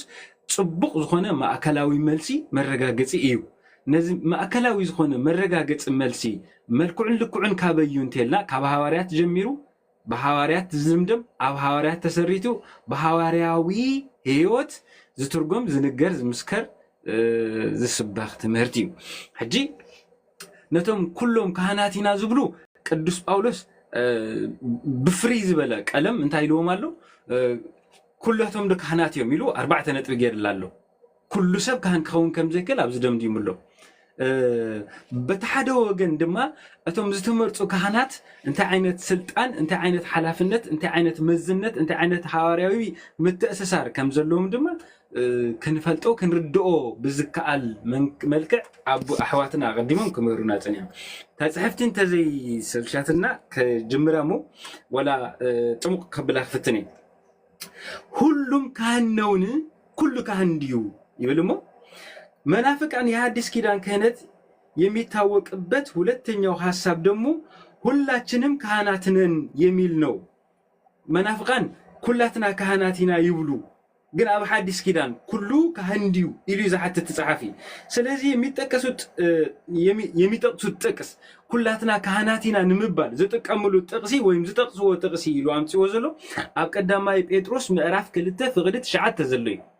አብ ቀዳማይ ጴጥሮስ ምዕራፍ 2 ፍቅዲ 9 ዘሎ ቃል ይጥቀሙ ናይ መንግስት ካህናት ገይሩ ዝሾመኩም ወይም ዘሐረየኩም ዝብል ቃል ይጥቀሙ። ቅዱስ ጴጥሮስ መልእክቱ የተናገረው ቃል አስቀድሞ በኦሪትም የተነገረ ነበር። እዚህ ሕጂ ቅዱስ ጴጥሮስ ዝጥቀመሉ ዘሎ ቃል ወይም ቅዱስ ጴጥሮስ ዝብሎ ዘሎ ቃል በኦሪት ተባሂሉ ነይሩ። ርስት ትሆኑኛላችሁ፣ ርስት ክትኮኑን ይኹም፣ እናንተም የካህናት መንግስት የተቀደሰም ህዝብ ትሆኑኛላችሁ። ዝተቀደሰ ህዝብ ዝተቀደሰ ናይ መንግስት ካህናት ክትኮኑን ይኹም ተባሂሉ ብብሉይ ዘመን ተጻሒፉ ነይሩ ይብል። አበይ ዝብል ሓታት እንተመጪ ሕጂ ቀዳማይ ጴጥሮስ ምዕራፍ 2 ፍቅዲ 9 ዘሎ ኃይለ ቃል ኣብ ዘለዋውያን ምዕራፍ 19 ፍቅዲ 6 ቃል ብቃል ተጻሒፉ ንረኽበይን። ቃል ብቃል የንጉስ ካህናት ወይም የካህናት መንግስት የሚሉት ቃላት ሁላችሁም ካህናት ናችሁ የሚል ትርጉም የለውም። ናይ መንግስት ካህናት ተባሂሉ ስለዚህ ተነግረ ወይም ስለዚህ ተዘርበ ኩሉ ካህኒ ማለት ትርጓሜ አይሕዝኒው። እንደዚህ የሚል ትርጉም ቢኖረው ኑሮ በኦሪት በተመሳሳይ ተነግሮ ስለነበር በዘመነ ኦሪት የነበሩ ሰዎች ሁሉ ካህናት ነበሩ ማለት ነውን? በብሉይ ዘመን እዚ ቃል እዚ ተጻሒፉ ነይሩ። ናይ መንግስት ካህናት ክትኮኑን ይኹም፣ ህዝበይ ክትኮኑን ይኹም፣ ንዝተቀደሰ ዕላማ ዝተሓረውን ክትኮኑ ይኹም ተባሂሉ ተፀዊዒ ነይሩ፣ ተዘሪቡ ነይሩ። ስለዚህ በብሉይ ዘመን ኩሎም ካህናት እዮም ነይሮም ማለት እዩ ኣይኮነን። ክህነት ንሓደ ነገድ ተዋሂባ ነይራ። ካብ ዝገርመኩም ካብ ሓደ ነገድ ውሽጥም እንኳን ነዚ ሓላፍነት እዚ ዝበቕዑ ሰባት ዳ እምበር ካህናት ኮኑ ነይሮም። ኩሎም ለዋውያን ካህናት እዮም ወይም ኩሎም ለዋውያን ካህናት ነይሮም ዝብል መንፈሳዊ ይኹን ተውፊታዊ ይኹን ሃይማኖታዊ መርትዖ መረጋገፂ ምንም የብልና። ስለዝኾነ ተጻሓፍ እንታይ ይብል? ሁሉም ካህናት ቢኖሩ ኑሮ እነ ቆሬ እነ ዳታና አቤሮን ክህነትን በመፈለጋቸው ለመቅዘፍት ባልተደረጉ ነበር። ዘህሉቅ ምዕራፍ 16 ኩሉ ብብሉይ ዘመን ካህን ነይሩ ተዝኸውን፣ ኩሉ ብብሉይ ዘመን ክህነት ዝሓዘ ነይሩ ተዝኸውን። ዳታን አቤሮን ቆሬን መሬት አፋ ከፊታ አይወሓጠቶምን። መሬት አፋ ከፊታ ክትውሕጦም ቀንዲ ምክንያት ዝኾነ እንታይ እዩ ዝብል ሓታት ተመፅዩ ዘይተገብኦም ንዓኣቶም ዘይተዋሃበ ንዓኣቶም እውን ብፀጋ ዘይበፅሖም ክህነት ይብፅሓናዩ ካህናት ኢና ካብ ውሽጢ ክህነት ዝቕበል ዓሌት ዘርኢና ብዝብል ብድፍረት ነቲ እግዚኣብሔር ዝመረፆም ካህናት ጥራይ ክኸድዎ ክኣትዎ ክሕዝዎ ክጥቀምሉ ክሰርሕሉ ከመስግንሉ መስዋዕት ከዕርግሉ ዝግባእ ነገር ብምትንካፎም ብምድፋሮም ዝመፀ መቅዘፍቲ ማለት እዩ። ሌላው ጥቅስ ደግሞ ይልና ለወደደን ከኃጢአታችንን በደሙ ላጠበን ለአምላኩና ለአባቱም ለእግዚአብሔር ነገስታትና ካህናት እንድንሆን ላደረገን ለእርሱ ክብርን ኃይልን ይሁን የሚል ነው። ራእይ ዮሐንስ ምዕራፍ 1 ፍቅዲ 6 ዘሎ ቃል ልክዕ ምስቲ ኣብ ቀዳማይ ጴጥሮስ ምዕራፍ 2 ፍቅዲ 9 ተጻሒፉ ዘሎ ቃል ንድሕሪት ተመሊስና ኣብ ዘለዋውያን ምዕራፍ 19 ፍቅዲ 6 ዝተጻሕፈ ንዕኡ ብምትሕሓዝ ንዕኡ ብምጥቃስ ካህናት እንድንሆን አደረገን ማለት በምድር ላይ ሁላችን ካህናት ነን ማለት ነው ተብሎ ከተተረጎመ ነገስታት ነን የሚለውን ትርጉም ምን ሊሆን ነው እንጂ ካህናት ነገስታት ዝብል ቃል አለው። ኩሉ ካህን ይልና እንድሕር ነቲ ካህናት ዝብል ወሲድናዮ ነገስታት ዝብል ቃልከ ኩሉ ኣብዛ ዓለም ዘሎ ነገስታት ንጉስ ድዩ ኣይኮነን። ኩሉ ኣብዛ ዓለም ዘሎ ንጉስ ከም ዘይኮነ እንድሕር ዳ ንወስዱ ኮይና ነቲ ካህናት ናይ ነገስታት ካህናት ዝብል ዘሎ ቃል ነቲ ካህናት ዝብል በይኑ ወሲድና ንኩሉ ክንዕድለሉ ንኽእል መንገዲ የለን። ታዲያ ካህናት አደረገን ማለት ምን ማለት ነው ሲባል የክህነትን መንፈሳዊ ትርጉም ማብራራት ያስፈልጋል ይላል። ካህን ማለት እንታይ ማለት እዩ? ካህን ማለት እንታይ ማለት እዩ? መጀመሪያው አቀዲሙ መምሃራና ክምህርዎ ዝጸንሑ ካህን ማለት ጉስነት ዝፍጽም እዩ። ካህን ማለት ሰንሰለታዊ ሐዋርያዊ መዝ ተሰኪሙ ዝኸይድ እሞ እግዚአብሔር እንደራሴ ወይም አክንድ እግዚአብሔር ምስ እግዚአብሔር ናብ እግዚአብሔር በእግዚአብሔር ስለ እግዚአብሔር በመንገድ እግዚአብሔር ናብ ጽድቂ ናብ በረኸት ዘብጽሕ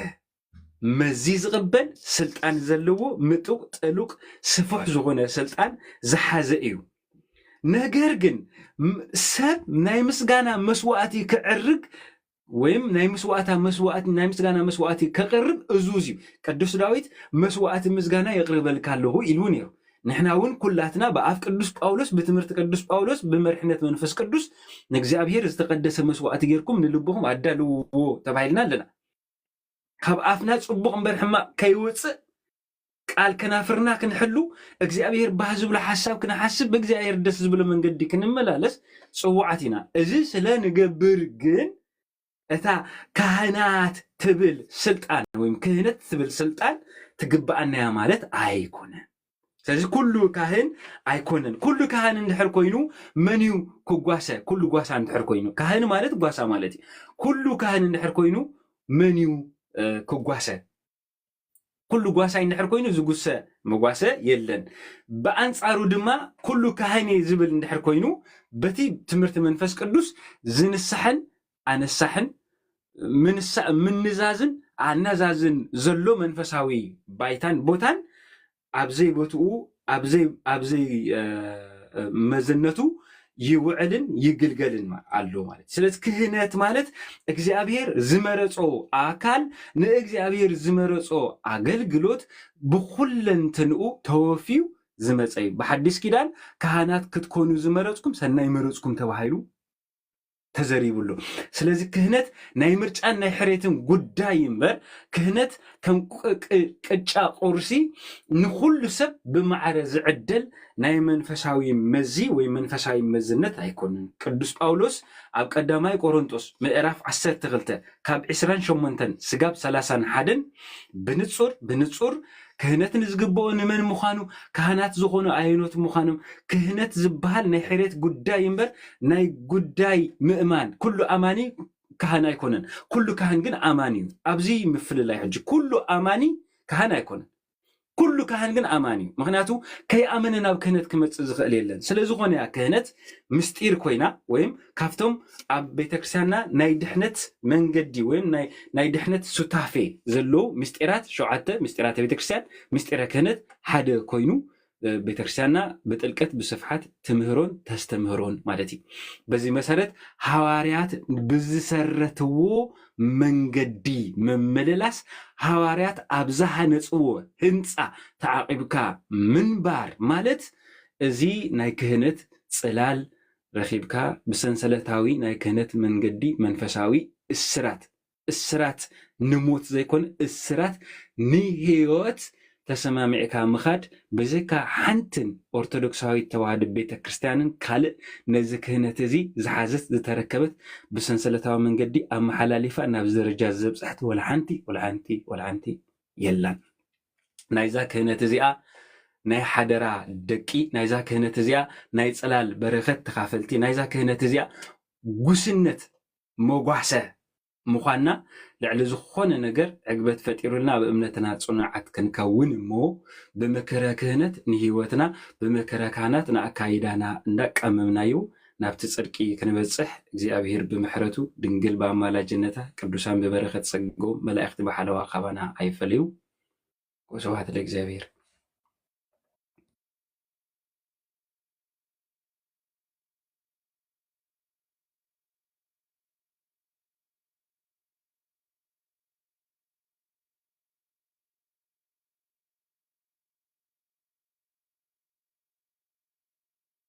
على هو يسمعنا مهر من تحاونا هلا خاليها أبي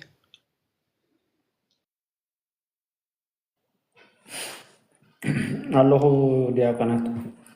قال هو تسمعنا مهر منت دس بالك قاتلوا الله ዜና ገብርኤል ናባኹም ዳሃን ቀፅሉ ንስኹም ርሕዋታ መደብ ዲያቆን ሜሮን ኣብያቶ ስለ ዘላ ኮኔክሽን ወስኩላ ዳሓንቲ ሓሳብ ትምህርቲ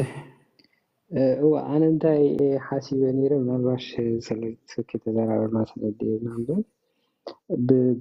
ብተራ እንተንሕዞ ፅቡቅ ነይሩ መጀመርታ ክህነት ኣብ ብሉይ ኪዳን ዘሎ ምብራእና ድሓር ብድሕሪኡ መፂና ከዓ ምስቲ ናይ ሓድሽ ኪዳን ካብ መገለፅናዮ ሽዑ ክልቲኡ እንዳናፀርና ምኻድና ብትምህርቲ ቦታት ማለት እዩ ኣብ መወዳእታ ከዓ እቶም ክህነት ዝቃወሙ ሰባት እንታይ ትምህርቶም ብመፅሓፍ ቅዱስ መሰረት እንታይ ከይልና ቤተክርስትያን ትምልሰሎም ቦታት ቤተክርስትያን እንተመልሶምሎም እቶም ክህነት ዝቃወሙ ካበይ ጀሚሮም እስከ ዓበይ እዮም ነይሮም እቸም ኩሉ መንፈቅና ሓድሽ ኣይኮነን ዝነበረ እዩ ዝደጋገም እንጂ ካበይ ጀሚሩ እስከ ዓበይ እዩ ክሪአ ትናተይ መደብ ነይሩ ሜሮን ግን እንታይ ዓይነት ፕሮግራም ኣምፅኡ ኣይፈለጥኩን ስለዚ በታ ዘላ ድሓን ንቐፅል እቶም ሓሳባት ዝሃብኩም ሓሳባት ኣብ እሞ ሽዑ ክስታይ ንገብራ ማለት እዩ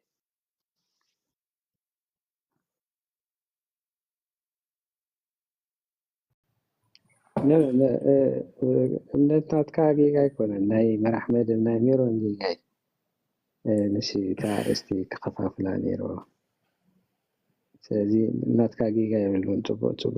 ሓ ተዛሪብካ ቃሊበት የስማዓላ ፅቡቅ ዘረባይ ትምህርቲ ቤተክርስትያን ፅቡቅ ርዱእ ቃል ቀፅሉ ሓትቶም ወልደ የሱስ ናባኹም ሓደ ሓሳብኩም ኣቡና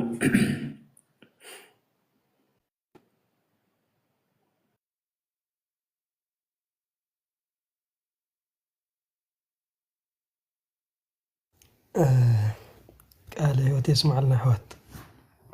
ተወሳኺ ፍልይ ዝበለ ክውስኾ ዝመፃና ሓሳብ የብለይን ሕጂ ንግዜ ክመሃር ኣነ እንደገና ተማሃራይ እውን ስለ ዝኾንኩ ቀፅሉ ኣሕዋት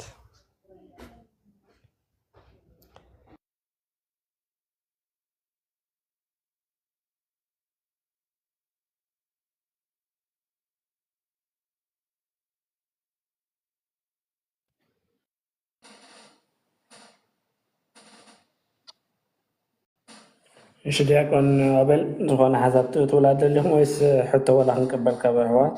ከመይ ትመስለኩም ዜና ገብርኤል እንድሕር ዝኾነ ሓሳብ ትተየለ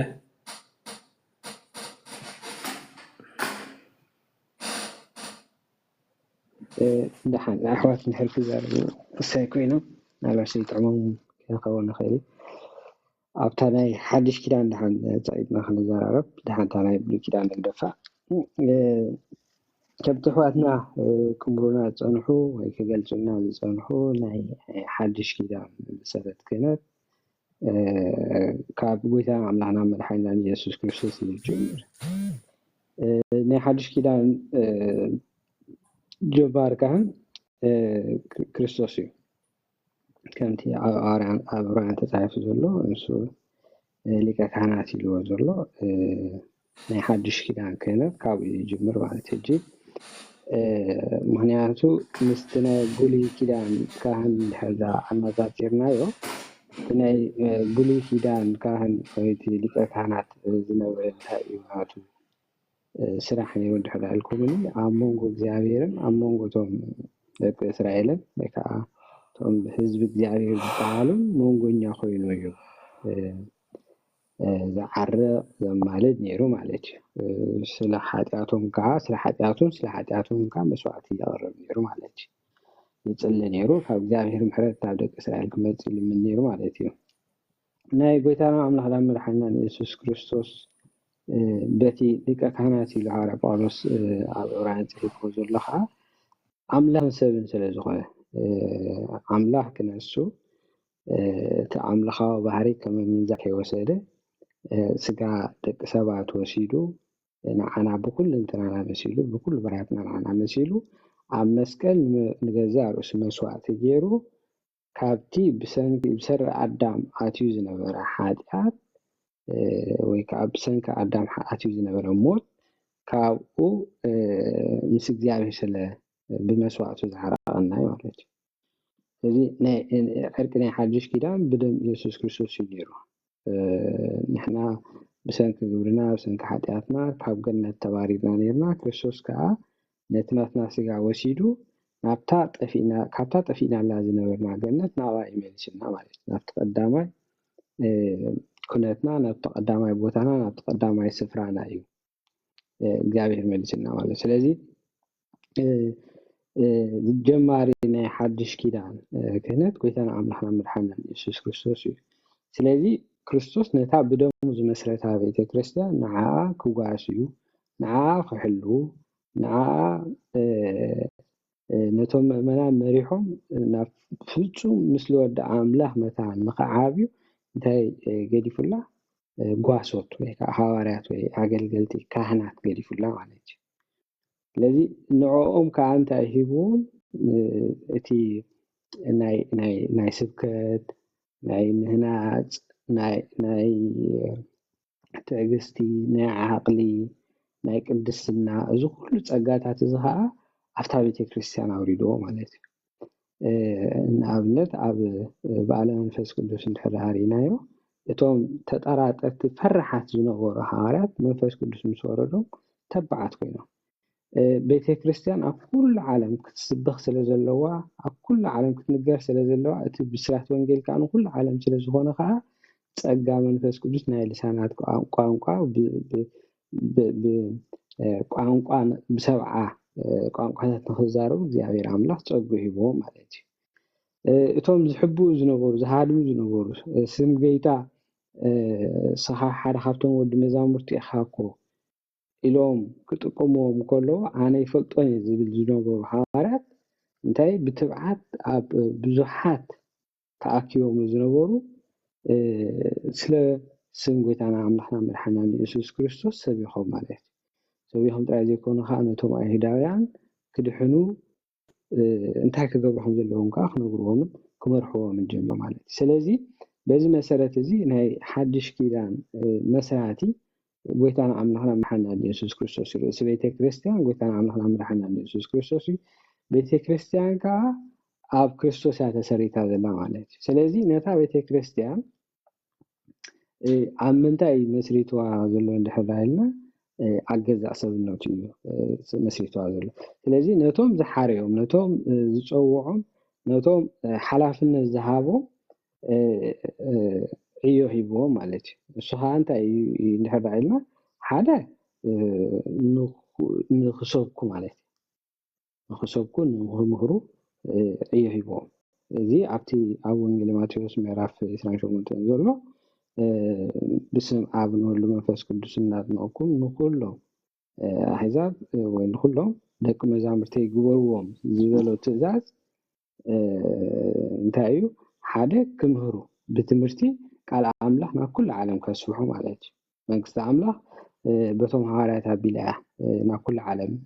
ሰፊሓ ማለት እዩ እቲ ካልኣይ ሕሙማት ከሕውዩ ለምፃማት ከንፅሁ ሓንካሳት ከጥዕዩ ዕውራት ከብርሁ ፀማማት ከስምዑ ማለት እዩ ኣብ ወንጌል ማቴዎስ ምዕራፍ 10 ፍቕዲ 5 እንድሕር ዳሃሪናዮ ከምዚ ይብለና እንታይ ይብል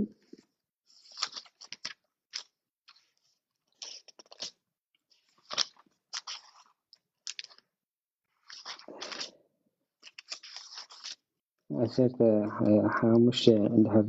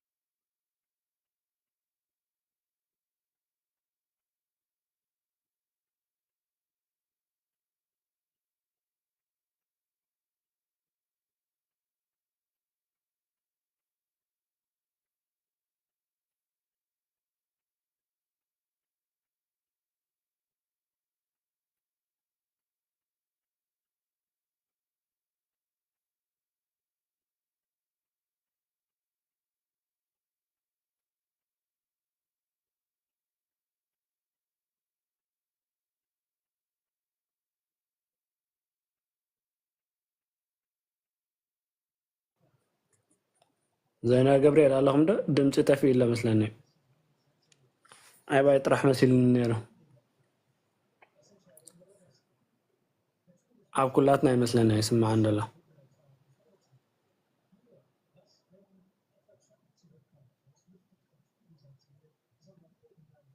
دياكون سمعنا لها اوكي كونكشن مثلنا سمعنا يصنحن عاب كلاتنا يسمع يصنحن اوكي هلا يا سمعنا سلام هو حجي ما تعلم እሺ تواريت كذا ምናልባሽ የቕረታት ተኸስታይ ስለ ሕማቕ ዘሎ መስመር ሕማቕ ኣሎ دون توري دحان تقبلنا ስለዚ ከምቲ ኣቐዲምና ክንብሎ ፀናሕና እቲ መኣዲ ጎይታ ወይ ከዓ ቅዱስ ቁርባን ኣብቶም ሃዋርያት ኣዝዩ ኣገዳሲ ነይሩ ምክንያቱ ናይ ኣምልኾ መሰረት ስለ ዝኾነ ማለት እዩ ከምቲ ኣብ ወንጌል ሉቃስ 22:14 ተጋይትራ ኣለዎ ዘሎ ጎይታ መኣዲ እንጀራ ቆሪሱ ዝንኩመ ስጋይ ፅዋዕ ባሪኹን እንኩመ ደመይ ይስትዮ ወዝኒ ሓድሽ ክዳን ምንቲ ብዙሓት ዝፈስስ ህድገት ሓጢኣት ዝፈስስ ደመይ ስጋይ እንዳበለ ሂቦ ማለት እዩ ስጋዕ መወዳእታ መዘከርታ ይግበሩ ወይ ዝብል እቲ መዘከርታ ዝብል ኣናምነስስ እዩ ዝብል እቲ ቋንቋ ግሪክ ኣናምነስስ ማለት ከዓ ህያው መዘከርታ ኣካላዊ መዘከርታ ማለት ብሕልናኻ ትዝክሮ ጥራይ ኣይኮነ ኣካላዊ መዘከርታ ምክንያቱ ንሕና መኣዲ ጎይታ ክንቆርሱ ከለና እቲ መኣዲ ናብ ኣመናዊ ስጋን ደምን ናይ ክርስቶስ ስለ ዝቕየር እንታይ ክርስቶስ ብኣካል ምሳና ዝሓብረሉ እዩ ኣቦታት ቤተክርስትያን እንታይ እዮም ዝብሉ ብፍላይ አይ ቲንክ ዮሐንስ አፈወርቂ ማለት ኢየሱስ ክርስቶስ ኣበይ ርእዮ ኣይትበል እዩ ምክንያቱ ኣብ ቤተክርስትያን እንታይ እዩ ትሪኦ ኣለኻ መዓልታዊ ንሕና ንክርስቶስ ይረኣናዮ ንብለን ኢና ምክንያቱ ኣብቲ ቤተክርስትያን ቅዱስ ቁርባን መስዋዕቲ ኣብ ትገብረሉ ክርስቶስ እቲ ስጋ ህብስትን ደምን እቲ ህብስትን ወይንን ናብ ኣመናዊ ስጋን ደምን ናይ ክርስቶስ ስለ ዝቕየር ንሕና እውን ኩላትና ኣብኡ ክንሳተፍ ከለና ንክርስቶስ ሽዑ ኢና ንሳተፎ ዘለና ወይ ከዓ ተኻፈልቲ ኣምልኻዊ ባህሪ ንኾን ዘለና ንክርስቶስ ንሪኦ ዘለና ማለት እዩ ስለዚ ክርስቶስ ንዓና ህያው እዩ ብተግባር ብሂወት እንነብሮ እዩ ማለት እዩ ብዛንታ ይኮንና ንፈልጦ ክርስቶስ ህያው እዩ ኣብ ማእከልና እውን ዘሎ እዩ ማለት ስለዚ ፍጹም ሓድነትና ከዓ ብኡ ኢና እንነብሮ ማለት እዩ ስለዚ እዚ ሓደ ካልእ እቲ ናይ ሃዋርያት ዝተዋህቦም ትእዛዝ ከዓ ሓጢኣት ከኣስሩን ክፈትሑን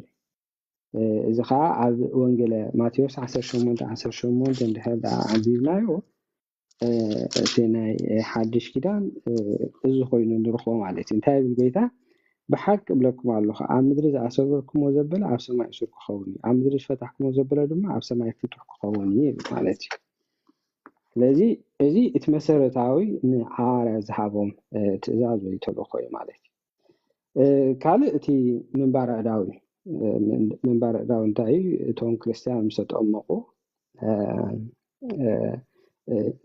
ምንባር ኣእዳው ይፍፀመሎም እሞ መንፈስ ቅዱስ ይቕበሉ ነይሮም ማለት እዩ ካልእ እቶም ንኣገልግሎት ዝሕረዩ ዝነበሩ ብምንባር ኣእዳው እዮም ዝሕረዩ ነይሮም ማለት እዩ ኣብ ካልኣይ ጢሞቴዎስ 1:6 እንድሕር ሪእናዮ ከምዚ ይብለና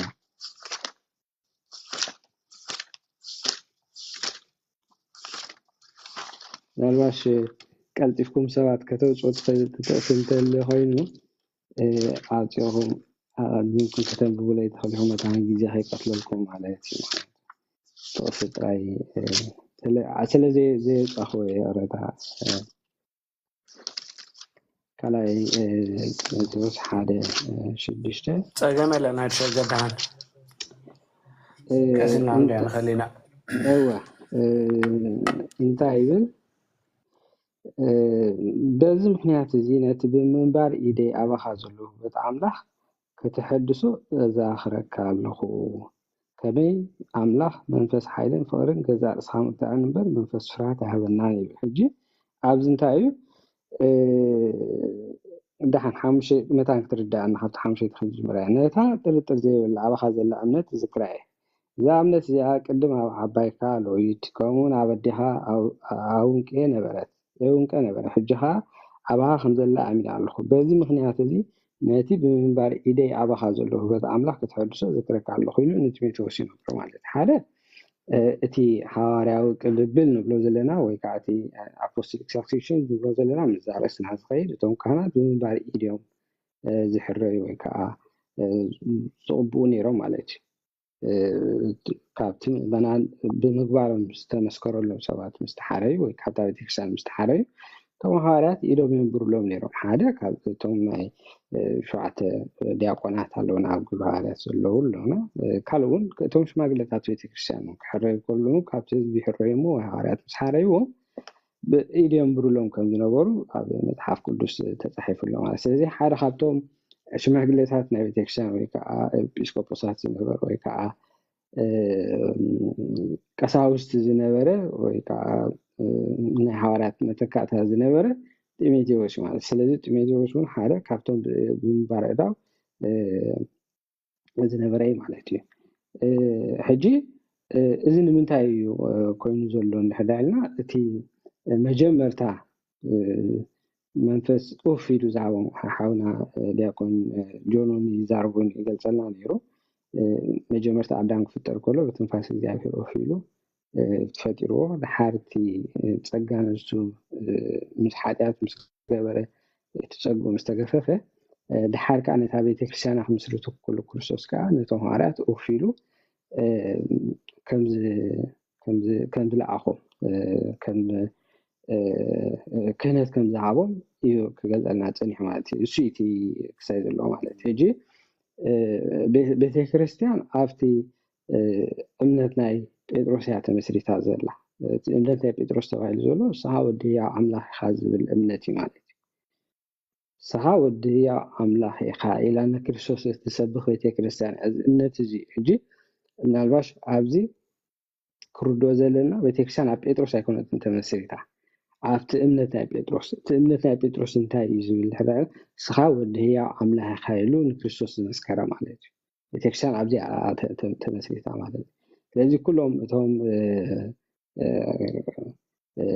ወዲ ሕያው ኣምላኽ ኢኻ ኢሎም ዝኣምኑ ሰባት እዮም ኣብታ ቤተክርስትያን ዘለዉ ማለት እዩ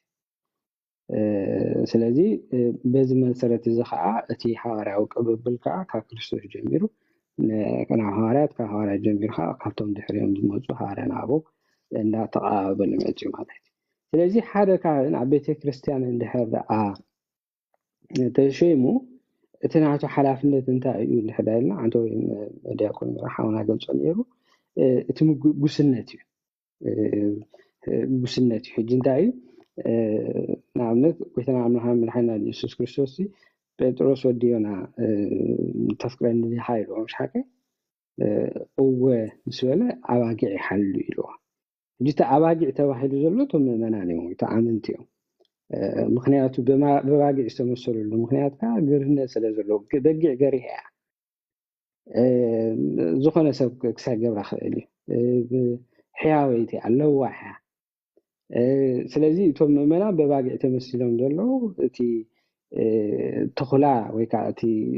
ዝርፍ ወይ ከዓ ዝምንጥል ዲያብሎስ ኣብ ዙርዮኦም ኩሉ ሻዕ ስለዚ ዝምቢ ነቲ ዲያብሎስ መታን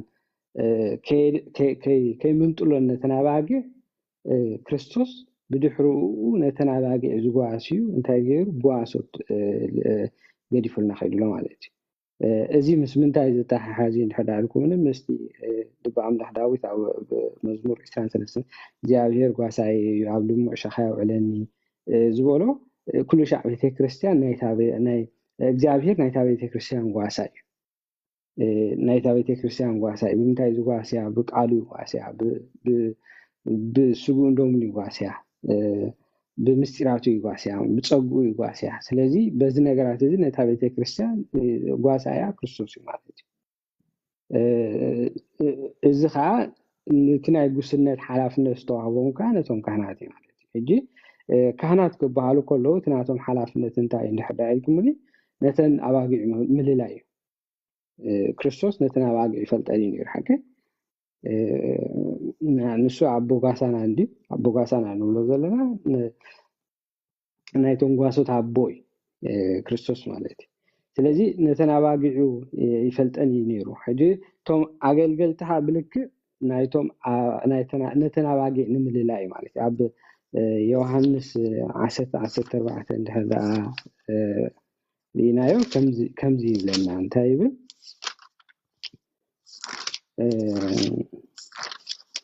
10:14 هذا رينا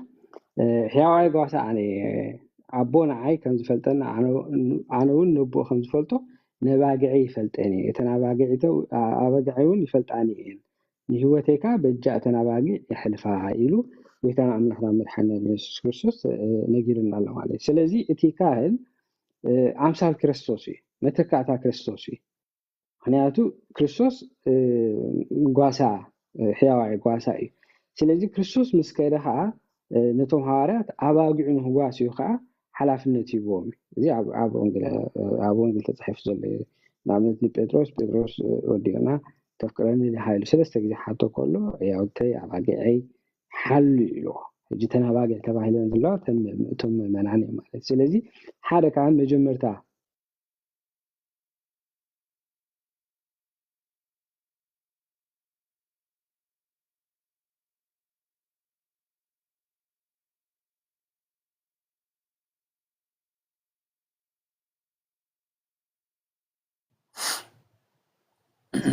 دياقون دمت تفي على مثلا تفي عتني عدمتي قاتل هجي يجي سمع له هو هجي سمعنا ايش حركة تفو كله نقول نبان نبيني زارف صبانه أو حجي تخلّي تأباقي مبلعي مالتي زي عمنتاينا نروحو نحدا لكم أب وانجيل يوحنس مراف إسحاق الفضاء تعام شنتا إلو كريستوس تقديمه قلت لكم زنحكو مس بولعو خا يسوس نسمعون بطرس سمعون وديونا كابزياتهم أبيز كادو تفكرني خابرون سخا أو بيتا أنا خمس فكرك سخا تفلتي خايل ملسلو ኢየሱስ ካ ያውተ ያብለሎ ካላይ ጊዜ ስምዖን ወዲዮና ተፈቅረን ዲ ሓበሎ ምስልማ او ጎይታይ ከም ዘፍቅረካ ትፈልጥ ሓበሎ ስኻ አባጊዕ ይሓል በሮ ሕጅራዩ ኣብታ መጀመርታ ያውተ ያብልዕ ኢልወሎ ኣብታ ካልአይታ አባጊዕ ይሓል በሎ ሳልሳይ ድማ ስምዖን ወዲዮና ተፈቅረን ዲ ሓበሎ ጴጥሮስ ካ ሳልሳይ ጊዜ ተፈቅረን ዲ ሓሰለ ዝበሎ ቢሁ ጎይታይ ንሳኹል ትፈልጥ ኢኻ ኣነ ከም ዘፍቅረካ ትፈልጥ ሓበሎ ኢየሱስ ካ አባጊዕ ኣብልዕ ንስኻ بتحكي كلها بعلها تعاطي كان بدلها يتخيل نبرك مسارك كنا على وكان تلعل أمه قال كم زعتك ناب زيد الخيون كم زوستك بحق لك على خبر الزبالة بيتروس كم الزبالة موت نعم لك خبرهم زلهم أنت تحبوا اللي يزد ما مستزار وخا صعب النبولي بالحجي عبزيا كن سمع عن كن ردان زلنا نتاعي مجمرتا يعود تعمل له فالعيكا أباجعي حللو سالسيتها أباجعي أبللو سلازي اتكاهن مجمرتا نتناباجع مفلاتيو لنا تخالعيكا نتناباجع مبلعي مالتي ياوتي نتناباجع ياوتي مالت تنعشتباجع مالتي زي عابيا زلوا مالتي سلازي اتو مؤمنا كاب مجمرتا كريستنوم سجع زعابيو انتايو بقال عامله نخعابيو سجع دمنا كريستوس توغاسيو نخعابيو ببيت كريستيان نخعابيو ማለት ስለዚህ ናይ ሓደ ካህን እዩ ነተናባጊ ምሕላው ምብላዕ ምፍላጥ እዩ ማለት ካልኣይ እቲ ሳልሳይ ክገብሮ ዘለዎ ሃን ነተናባጊ ምምራሕ እዩ ነተናባጊዕካ ክመርሐን ኣለዎ ከምቲ ኣቀዲምና ብሎ ፀናሕናስ መዝሙር ዳዊት ምዕራፍ 23 እግዚአብሔር ጓሳይ ዝጎለኒ የብለኝ ኣብልሙ ሻኻይ ዑለኒ ናብዛ ዓርፎሉ ይመርሐኒ ናበለ ይዛረብ ሓቀሽ ምናልባሽ ታናይ መዝሙር 23 እንድሕር ኣንቢብኩማ ኣዝያ ደስ ትብል ቃል ማለት እዩ እጂ እዚ ከዓ ናይቲ ኣገልጋሊ ዕዮ እዩ እቲ ዲያቆኑን ኣብቲ ቅዳሴ ከኣቱ ከሎ ነዛ ቃል እዚኣ እዩ ዝደግም ማለት ነዛ ቃል እዚኣ እግዚአብሔር ጓሳይ እናበለ እዩ መጀመርታ ኣብቲ ፀዋ ሒዙ ናብቲ ቤተ መቅደስ ምስኣተወ ማለት እዩ ዝብላ እዛ መዝሙር እዚኣ ማለት እዩ እዚ ሕጂ ምሳሌ እንታይ ናይ እግዚአብሔር ጉስነት ሓላፍነት ነቶም ካህናት ከም ተባሂሩን በዚ ዘነጥረልና ትምህርቲ ኮይኑ ንረኽቦ ምናልባሽ ኣብኡ ካልእ ፍልይ ዝበለ ክሳብ ኩሉ ክእሊ ምናልባሽ ካልእ መዓልቲ ብዛዕባ ቅዱስ ቅዳሴ ምስጢረ ቅዳሴ ወይ ከዓ ስርዓተ ቅዳሴ ቤተክርስቲያን እንታይ ይግበር ንምንታይ ይግበር ዝብል ምናልባሽ ኣሕዋትና ኣስፊሖም ክገልጹልና ክእሉ እዮም ማለት እዩ ስለዚ እቲ ሓንቲ ከዓ ኣባጊዑ ምሕላው ምምራሕ የወረታ ኣባጊዑ ምምራሕ እዩ ሕጂ እቲ ካህን ምናልባሽ ካህናት ኣብዚ ተልይኹም እውን ንግረመድኹም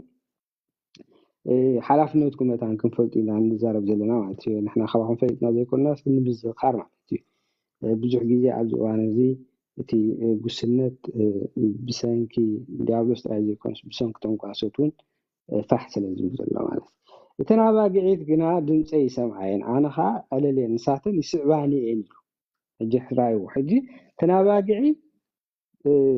ድምፀይ ይሰምዓየን ኣነ ከዓ ዕለልየን እየ ይፈልጠን እየ ማለት እዩ ፈልጠን እዩ ድምፁ ከዓ ይሰምዓን ንሳተን እውን ይስዕባኒ እየን ስለዚ ክስዕብኦ ከለዋ ክርስቶስ ይመርሕ ኣሎ ማለት እዩ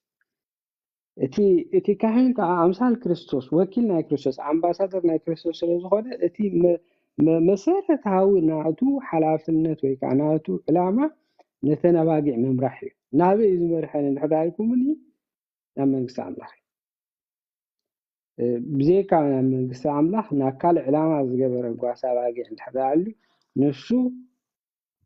ሓሳብ ጓሳይ ሓቀኛ ጓሳ ይኮነን ማለት ስለዚ ሓደ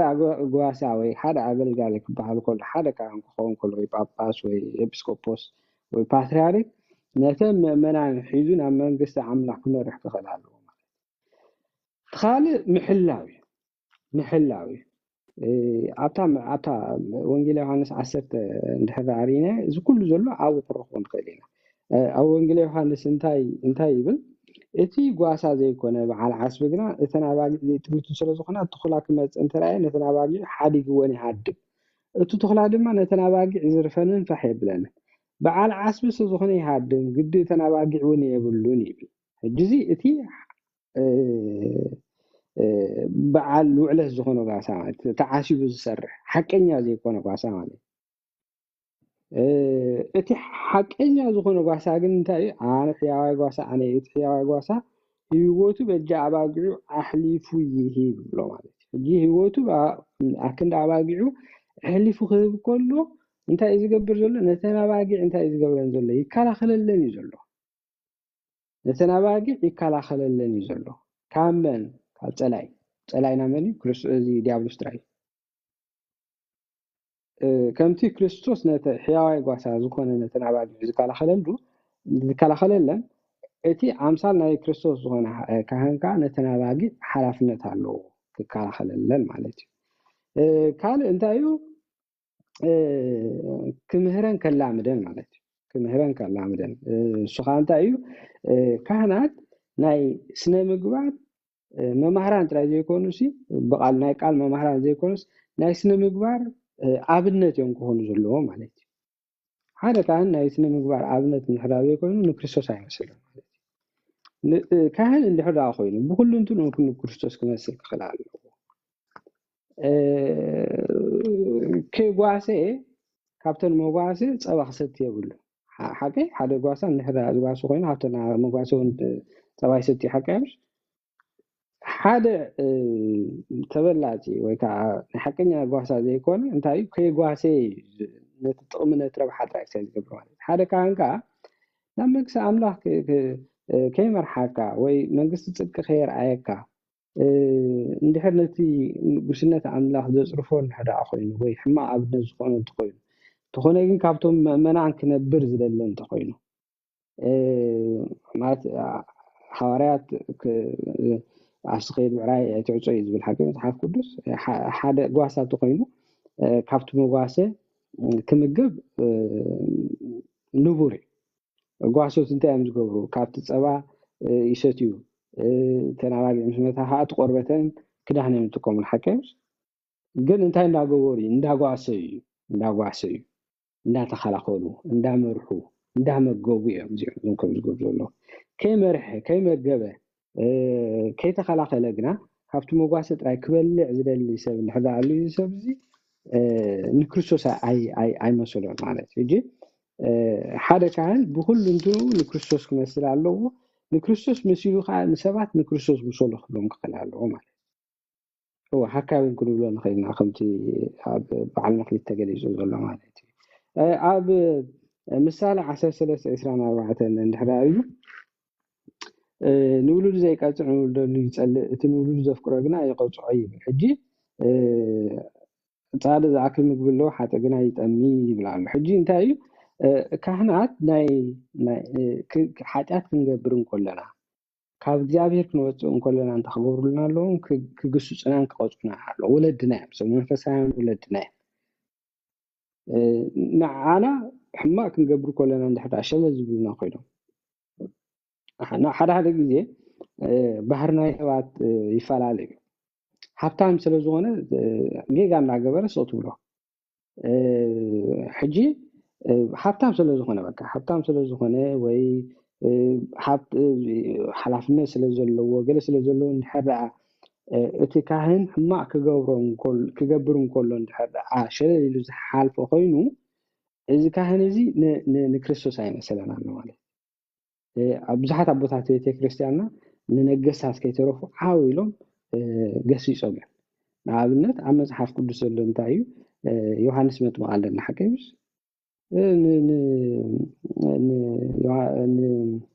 ሄሮድስ ሴትሓው ከእቱም ዝደልየ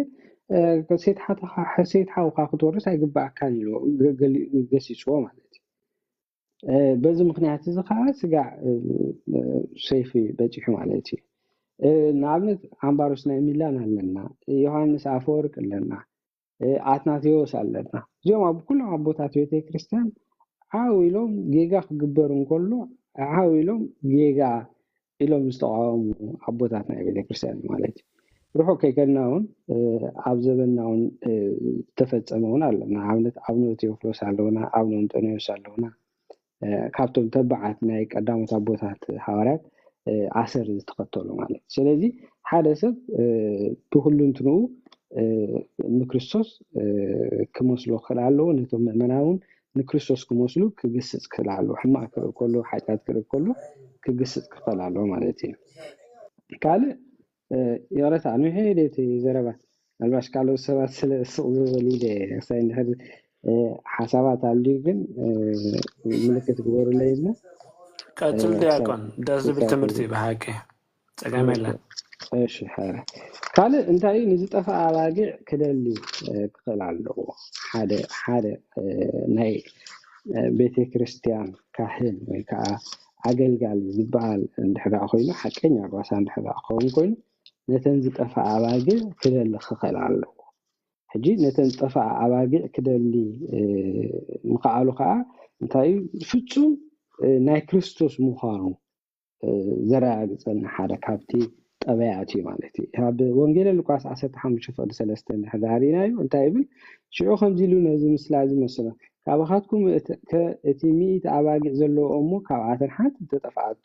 ነተን 99 ኣብ በረኻ ዘይሓድግ ክሳዕ ዝረኽባውን ነታ ዝጠፍአት ክደሊ ዘይከይድ እንታዋ እዩ ምስ ረኸባ ከዓ ተሓጒሱ ኣብ መንኩቡ ይሕንግራ ናብ ቤቱ ምስ ተመለሰ ድማ ንዕሩኹን ንጎራብቱን ብሓደ ፀዊዑ ነታ ዝጠፍአት ንበጊዕ ረኺበ እሞ ምሳይ ተሓጎሱ ይብሎም ከምኡ ከዓ ንስሓ ካብ ዘይደልዩ 99 ጻድቃን ብሓደ ዝንስሓተ ኣብ ሰማይ ሓጎስ ክኸውን ይብለኩም ኣለኹ ይብል ማለት ስለዚ ካህን ዝበሃል ነታ ዝጠፍአት በጊዕ ንዝን ጠፊአን ዘለዎ ኣብ ዘመንና ዘለዎ ብዙሓት ነፍሳት ንዕአን ዝደሊ እዩ ንዕአን ምስ ረኸበን ከዓ ኣብ ሰማያት ዓብ ሓጎስን ደስታን ከም ዝኸውን ዝገብር እዩ ማለት ምክንያቱ ብሓደ ሓጥእ እንድሕር ተነሲሑ ኣብ ሰማያት ዓብ ሓጎስን ደስታን ከም ዝኸውን ኣብ ወንጌል ተጻሒፉልና ኣሎ ማለት ስለዚ ናይ ካህን ተግባር ኩሉ ሻዕ ንእግዚአብሔር ምሕጓስ እዩ ኣብ ሰማያት ፌስታ ንክኸውን ይግባር ካህን ምዃን ስልጣን ኣይኮነን ሓላፍነት እዩ ኣብዚ እዋን እዚ ብዙሕ ግዜ ናይ ማለሲ ከም ውሉድ ቤተክርስትያን ኮይነ ብግልፂ ክዛረብ እንድሕር ኮይነ እቲ ክህነት ወይ ከዓ እቲ ጉስነት ኣዝዩ ኣብ ሰካፍ እዋናት እዩ ዘሎ ማለት እንታይ እዩ እቶም ካህናት እቶም ናይ ቤተክርስትያን ሓላፍነት ዝተዋሃበና ሰባት ብርግፅ ከምኡ ኣለና ዲና የለና ኩሉ ሻዕ ክንፍትሽ ኣለና እቲ ክህነት ክበሃል እንከሎ ነቶም ካህናት ጥራይ ጌና ንወስዶ ክህነት ዝበሃል 3 ደረጃታት እዩ ዘለዎ ዲቁና እዚ ቅስነት ጵጵስና ማለት ኤጲስቆጶስነት ማለት እዚ 3 ደረጃታት እዩ ዘሎ እቶም ኤጲስቆጶሳት ካብ ኤጲስቆጶስን ላዕሊ ዘለዉ ኣብ ደረጃ ኤጲስቆጶስነት እዮም ዘለዉ ጳጳሳት ይኹኑ ሊቀ ጳጳሳት ይኹኑ ፓትርያርካት ኣብታ ማዕርገ ኤጲስቆጶስነት እዮም ዘለዉ እቶም ካህናት ከዓ ኣለዉ እቶም ቀሳውስቲ እቶም ዲያቆናት ከዓ ኣለና ሳልሳይ ማለት እዩ ስለዚ ሰለስተ ደረጃት ናይ ክህነት እዩ ዘሎ ማለት እዩ ስለዚ እዚ ነዚ ኩሉ እቲ ክህነት ዝበሃል ነዚ ሰለስቲኡ ዘጣመረ እዩ ማለት ስለዚ እቶም ዲያቆናትን ካብዚ ዓንኬል እዚኣ ንወፅእ ኢና በዚ ምክንያት እዚ ኩሉ ሻዕ ነተ ዝጠፍኣ ክንደሊ ክንክእል ኣለና ንሓዋርያት እውን ክንመስል ክንክእል ኣለና ማለት እዩ የረሳ ኣነ ሕቲ ፍሳይ ካልእ መዓልቲ ድሓን ፅቡቅ ጌርና ክዛረብ ወይ ከዓ ካልኦት ውሓት እውን ስለ ዘለዉ ብዛዕባ ንዕኦም ዕድል ክህብ መታን ዝያዳ ከየንውሖ እሞ ከየሰልችወኩም ቀፅሉ ሕዋት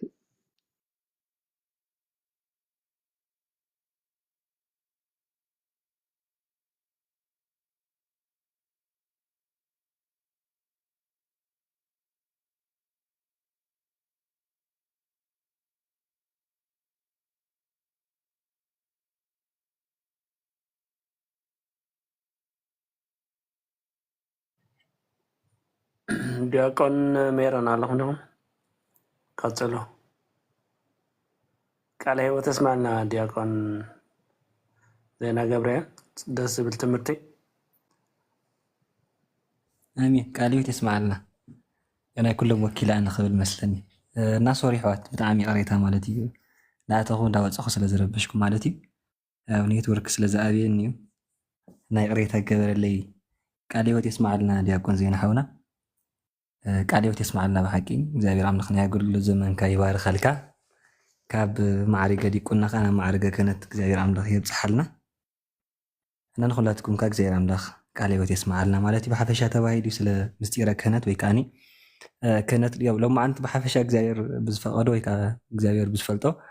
ስለ ብሉይ ኪዳን ክህነት ኢና ክንዛረብ ሓሲብና ግን ምናልባት ናብ ሓድሽ ኪዳን መፂና ግን ፀገም የብሉሃን ዝሮ ዝሮ ኩሉ ተተሓሓዝ ስለ ዝኾነ ኩሉ እንዳሓዝና ክንከይድ ንኽእል ኢና ፍቓድ ኣምላኽ ኣብኡ ከለውን ያው ማዕዳ ገይሩ ሓውና ዲያቆን በተለይ ያው ዝያዳ ናብ ካህናት እዩ ኣተኪሩ ነይሩ ምናልባት ንሕና እውን ከም ምእመናን ክንሓስቦ ዝግባኣና ማለት እዩ ብዙሕ ግዜ ያው ናይ ካህናት ድኽመት ብሓፈሻ ናይቶም ኣገልገልቲ ማለት እዩ ከም ዘሎ ግልፂ ነገር ስለ ዝኾነ ያው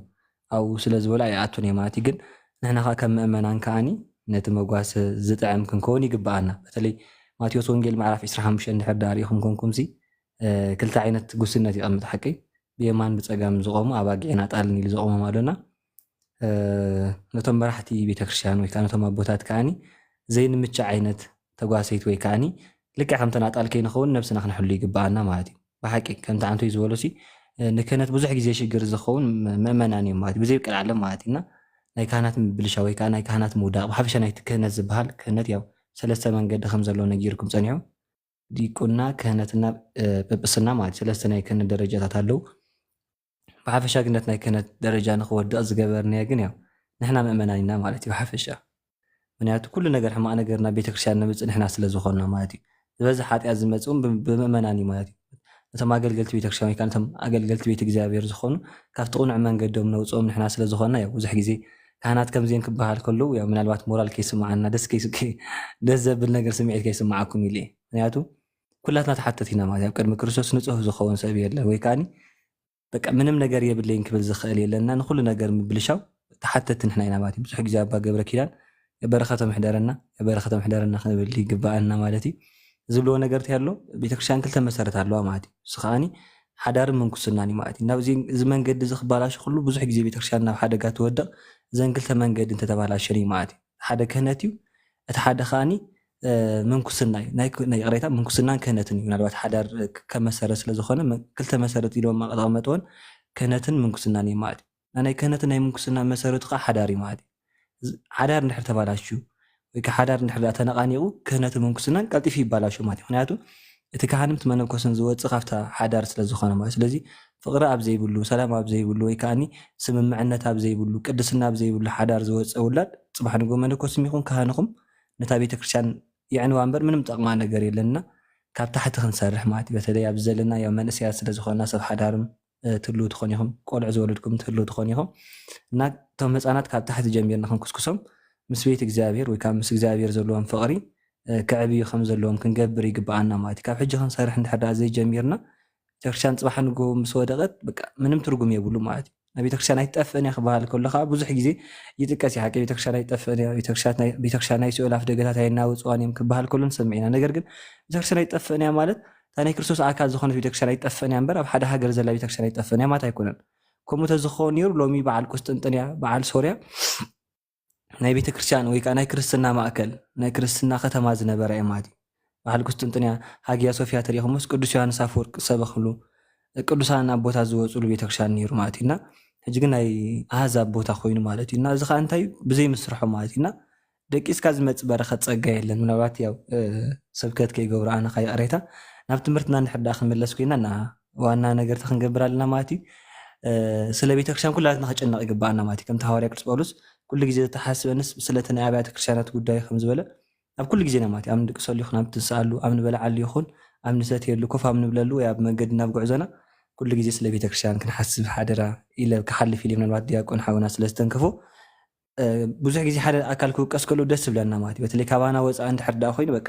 ሕራይ ገበሮም እዚ ዓይነት ስምዒት ክስማዓና የብሉን ዝብል ሓሳብ ስለ ዘለኒ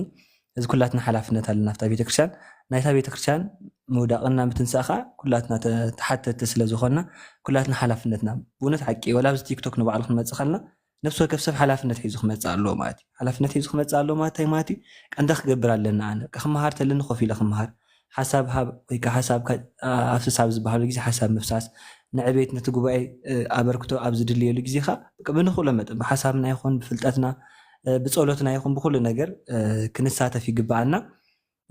እና ያው ጎይታ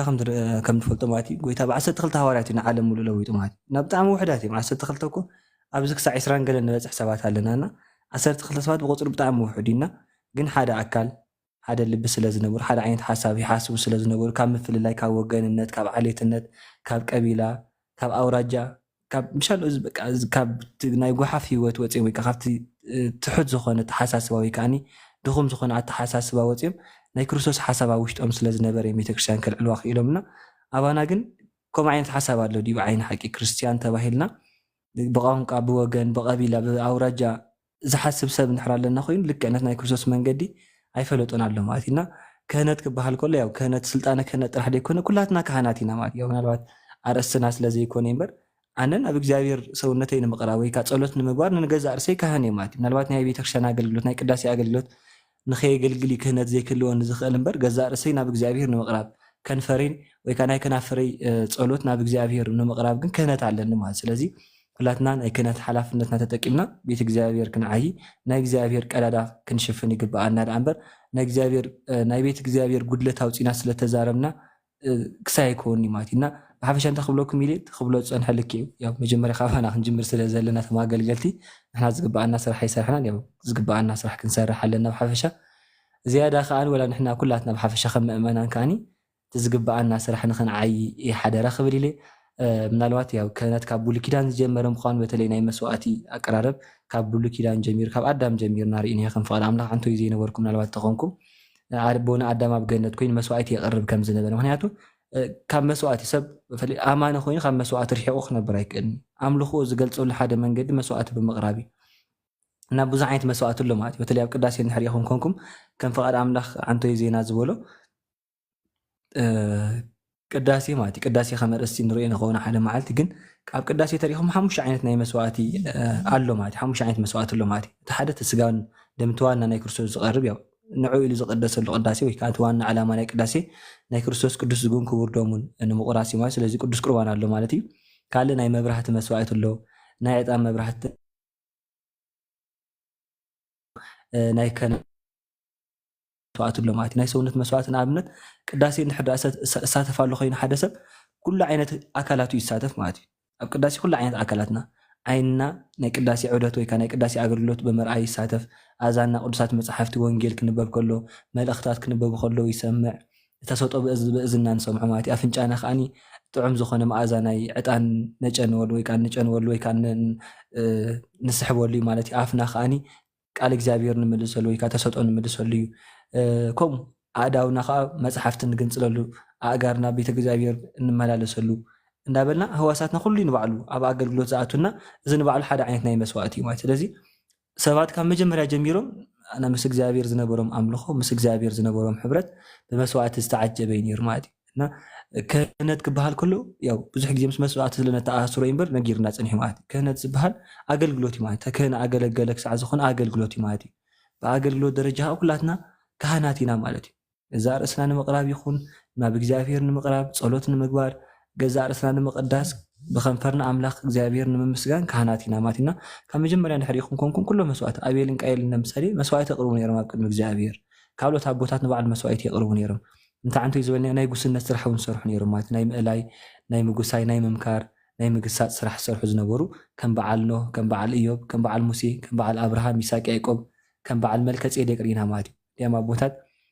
ወንጌል ካብ ኦሪት ትቅድም ይብልዋ ማለት እዩ ቅድሚ ኦሪት ወንጌል ተሰሪሓ ነይራ ግን ታይታ ጠፍታለች ወይ ካን ብልጭ ኢላ ጠፊያ ግን ብለዋ ማለት እዩ እና ወንጌል ቅድሚ ኦሪት ዝቀደመትሉ ግዜ መዓስ ተይልና ብመልከጼዴቅ ማለት እዩ ብመልከጼዴቅ ከመይ ኢላ ቀዲማ እንድሕር ኢልኩም ኮንኩም ያው መልከጼዴቅ ንጉስ ተሳሌም ናይ ሰላም ንጉስ ናይ ጽድቅ ንጉስ እናተባሃለ ዝፅዋዕ ማለት ኢየሩሳሌም ዝመሰረተ ቅዱስ አቦ ካብ ወገን ካም ዝኾነ ኣብ ኢየሩሳሌም ኣባዓታት ኮይኑ ቁርባን ይቀርብ ነይሩ ማለት እዩ ካብ ሕብስትን ካብ ወይንን ገይሩ ናብ እግዚአብሔር እንታይ ይገብር ነይሩ ቁርባን ይቀርብ ወይ ካብ መስዋዕቲ ይቀርብ ነይሩና ንኣብርሃም ንባዕሉ ንሶዶምን ጎሞራን ሓጊዙ ንኮሎዶ ጎሞር ነገሳት ስዒር ማለት ንሓሙሽተ ነገሳት ሶዶምን ጎሞራን ሓጊዙ ንርባዕተ ነገሳት ኮሎዶ ጎሞር ስዒር ክምለስ ከሎ ዮርዳኖስ ተሳጊሩ ምስ መልከጼዴቅ ተራኺቡ ነይሩ ማለት እዩ መልከጼዴቅ ናይ ጽድቂ ሰላም ወይ ካህን ተባሂሉ ዕብራውያን ምዕራፍ 7 ተሪኢኹሞ ናይ ክርስቶስ ኣምሳል ወይ ካኒ ዘለዓለማዊ ክህነት ልክዕ ናይ ክርስቶስ ከም ናይ መልከጼዴቅ ክህነት ተባሂሉ ዝተገለጸሉ ዘለዓለማዊ ካህን ዘለዓለማዊ ንጉስ ዝኾነ ክህነቱ ካብ ምድራዊ ዘይኮነ ብሰማያዊ እግዚአብሔር ዝተዋሃቦ ክህነት ማለት እዩ እና ክህነቱ ከዓኒ መጨረሻ ዘይብሉ ንክህነቱ መጨረሻ ዘይብሉ እና ዘለዓለማዊ ካህን ዝኾነ መልከጼዴቅ ብኢዱ ማለት ኣብርሃም ህብስትን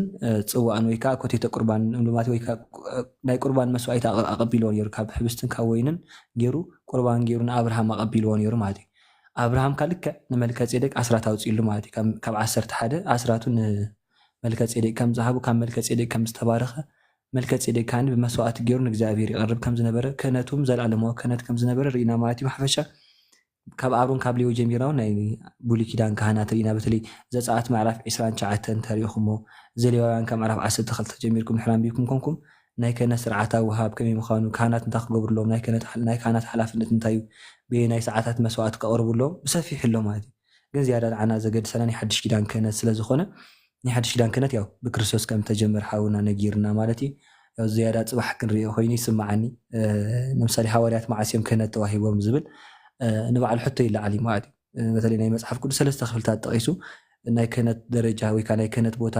ዝተዋሃበሎም ወይ ከዓ ክህነት ሸም ክርስቶስ ንሃዋርያት ክህነት ዝሃበሉ ቦታ ክንርኢ ንኽእልና ግን ቅድሚ መዓልቲ ጠቂስዎ ነበረ ዮሃንስ መጥምቕ እንድሕር ኢና ኮይና ናይ ብሉይ ኪዳን መጨረሻ ናይ ሓድሽ ኪዳን መጀመርያ ዝነበረ እንድሕር ነቢይን ሃዋርያን ዝኾነ ቅዱስ ዮሃንስ ልክዕ ናይ ክህነት ስራሕ ሰርሕ ነይሩ ያው ዮሃንስ ከም ትፈልጦ ዝዓበየ ኣብ በረኻ እዩ 30 ዓመት ዝኣክል ኣብ በረኻ እዩ ዝቕመጥ ነይሩና ክርስቶስ 30 ዓመቱ ክመልእ ከሎ ከዓኒ ያው ዮሃንስ ብ6 ወርሒ ይቅድሞ እዩ ማለት እዩ ንክርስቶስ ዮሃንስ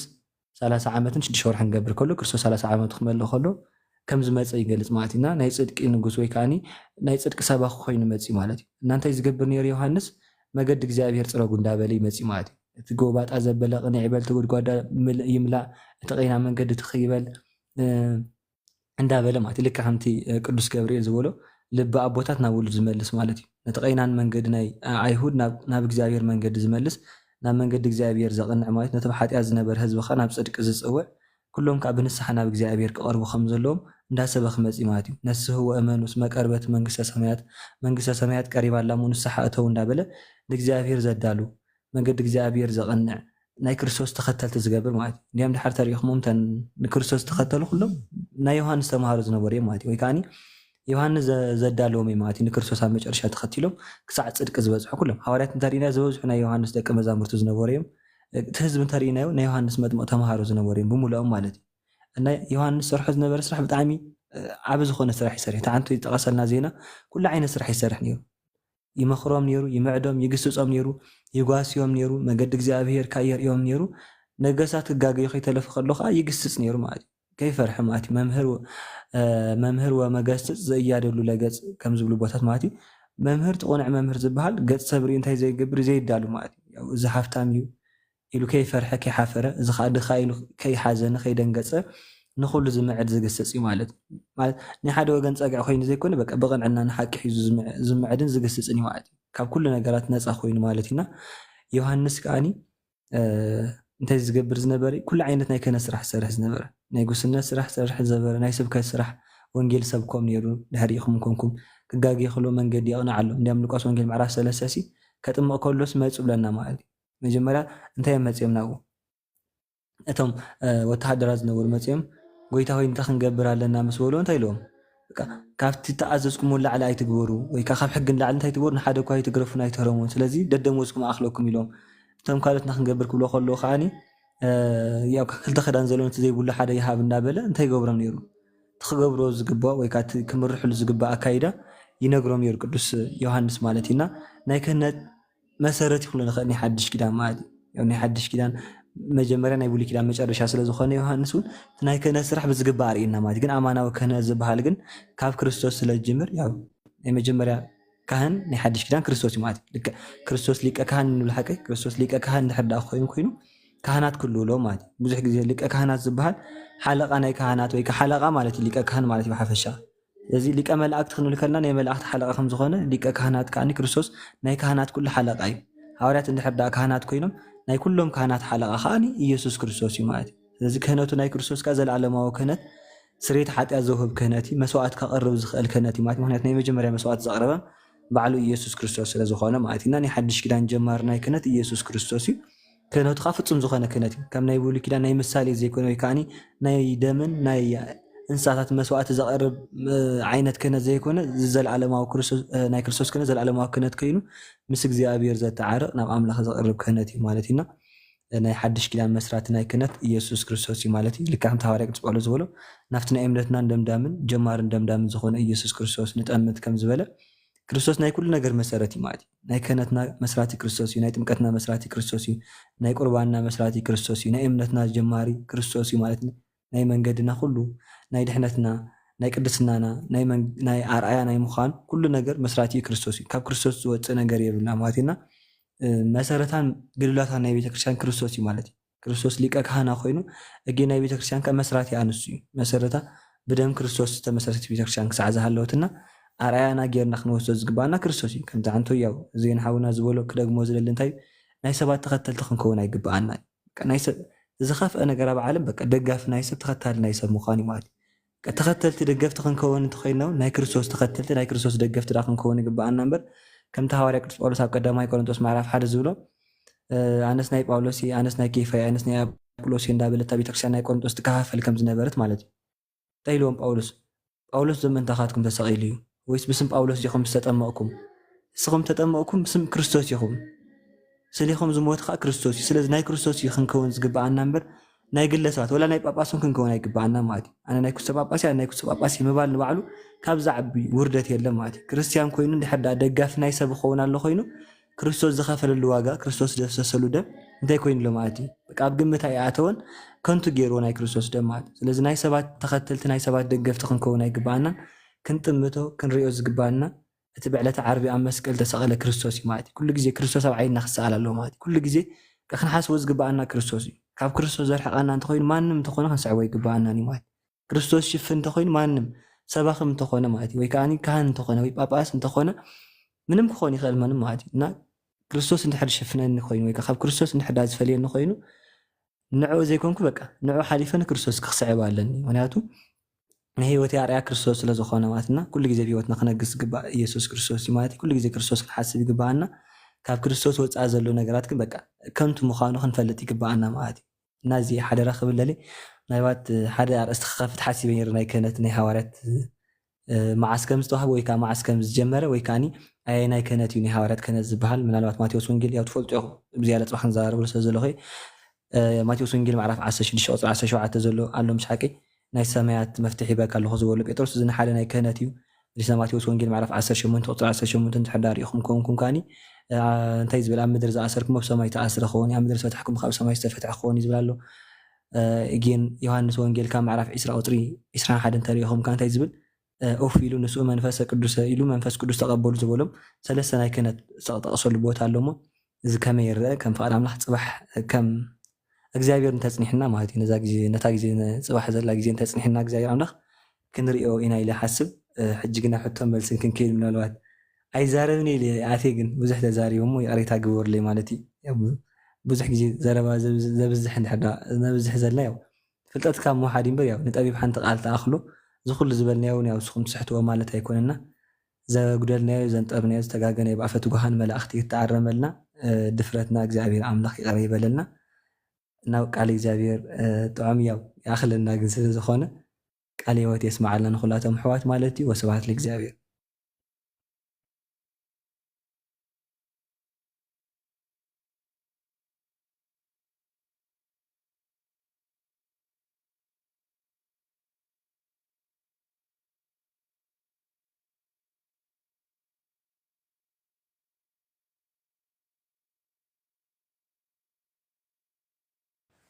يسمع له دياقون أبي سمع ثاني ቃል ህይወት የስማዓልና سمعتني دياقون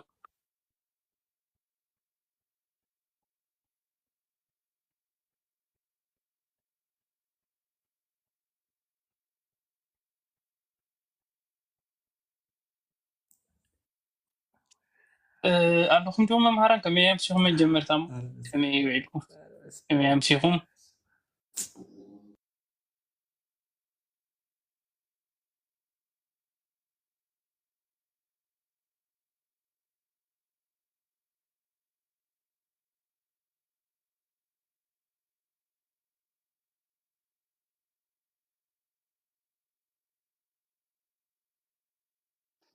تزارب تايدا سيدنا أنا زارب اللي حنا كانت لنا قتل نو أنا السلام كبيدي دي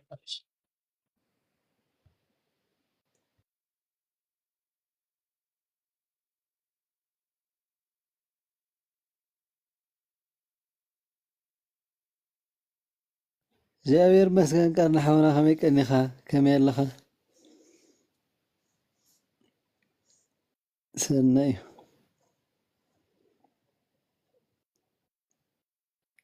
ቃል ህይወት የስማዓልና ኣሕዋት ኩላኹም ናብቲ ሕቶ መልሲ እንተኸይዳ ፅቡቅ ነይሩ ትምህርቲ ጥራይ ተኮይኑ ሰብ ከይሰለኸ እንዲ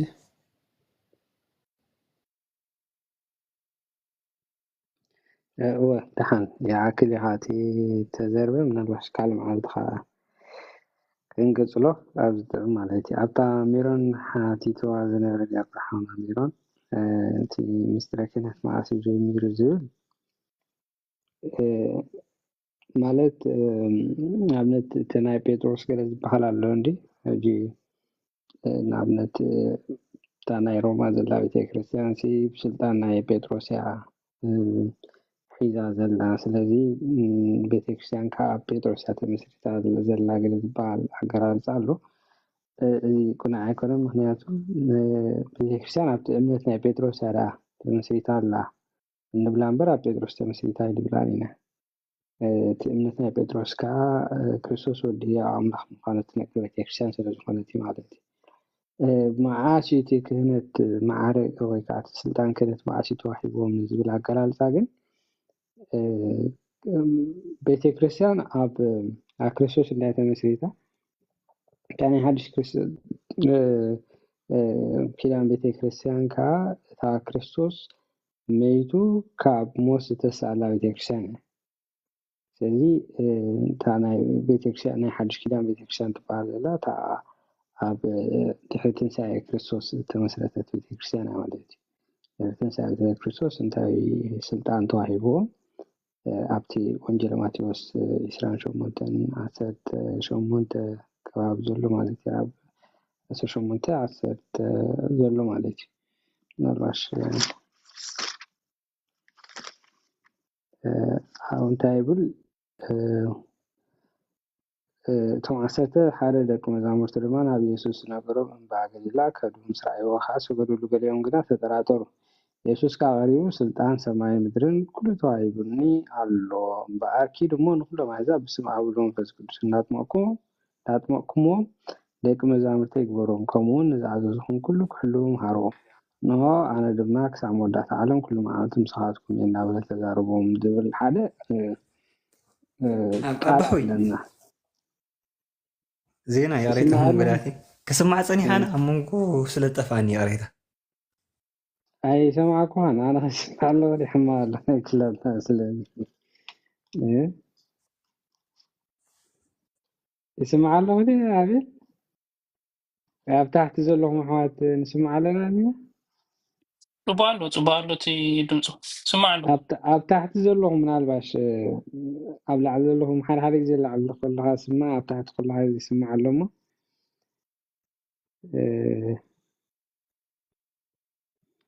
تحت زلهم مسك هذا زهون سب هذا يقول لهم من الباش يسمع لنا ولاتي وانا جزا يعني سمع لنا مالتي بتاعتي ስማዕ ኣሎ እምበር ፅቡቅ ኣሎ يسمع له اوكي بقى እሺ ኣይተሰምዐና እንዳ ዘለኹ ንዓና هو انا سمع له من البشر تحت زلو اي سمعوا كيكون لي بقى حراي دحن نابتي حساباتنا كنابتو مالتي እሺ هذا تي ናይ ወንጌል ማቴዎስ 28:10 ሸሞንተ ኣለና ከምኡውን ኣብ ወንጌል ዮሃንስ 20:21-23 ዘሎ ከዓ ቃል ኣለና እሱ ከዓ እንታይ ይብል ኢየሱስ ክርስቶስ ንደቀ መዛሙርቱ ተራእየ ማለት እዚ ድሕሪ ትንሳኤ ማለት እዩ እንታይ ብላው ኢየሱስ ከም ሓዲስ ሰላም ንዓትኩም ከምቲ ኣቦ ንዓይ ዝለኣኸን ኣነ እውን ከምኡ ልእከኩም ኣለኹ በሎም እዚ ኢሉ ኡፍ በለሎም እሞ መንፈስ ቅዱስ ተቀበሉ ኃጢአቶም ንዝሓርኩም ተቀበሉ መንፈስ ቅዱስ ተቀበሉ ኃጢአቶም ንዝሓርኩም ሎም ክሕደገሎም ዝሓርኩም ሎም ግና ኣይክሕደገሎም ይበሎም ትብል ካብዚ ኣታ ክህነት ናይ ሓድሽ ኪዳን ትጅምር ማለት እዚኣ ኣታ መሰረታዊ ተልእኮ ናይ ክህነት እዚኣ ማለት ኃጢአቶም ዝሓርኩም ሎም ክሕደገሎም ዝሓርኩም ሎምና ኣይክሕደገሎም ትብል يا ماشي تا قدامي تخاطا 28 نخلو ما حزام ማለት ብስብዓቡ መንፈስ ቅዱስ እናትመኩሞ ደቂ መዛሙርተ ይግበሮም ዝብል እቲ ንወንጌል ኣምላኽ ምስፍሕፋሕ መንግስቲ ኣምላኽ ምስፍሕፋሕ ኩሉ ሰብ ናብ ድሕነት ክመፅእ ናብ ምስሊ ወዲ ኣምላኽ ክዓቢ ንክገብሩ ንኩሉ ዓለም ዝተዋህቦም ተልእኮ እዩ ማለት እዩ ስለዚ I think أنا بفلتا وأنا بسمعاركوا تاني حدش كده كانت كابزة تجمر تمسكرنا باولوس علنا الشغل حكينا مسكرنا من تابعة كريستيان كريستوس ودع ودي عاملة خلنا ولا سلة سبق مع سلة مهر هي بيت كريستيان أب أمنتنا بيتروس تمسري تالا إن أنا بلامبر أب بيتروس تمسري تالا عين بلاينا ماشي نسعى كوحي خاجة لجلز بلوزلو نتي يعني تأمناتي صعب يدرس كوحي قا بتكساني كعوها خلص تستعد كتاسيل كأكنا وجوان ينزلوا نتي أمناتي بعمر نبول يكون أنا ولا إذا عبزي كان فلالي هنكر لنا يقول لحن صباح جن بسبب جيرنا أسفلنا موكسنا أبو ثامجنا كل زارة ولا أنا خلينا واحد كلهم حات وريدا مثلنا على مثلنا يسمع لهم ده سوين درجة سيجفر لك أتلو ح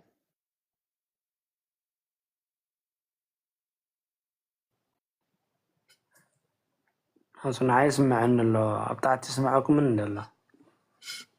تبغى يزور مثلا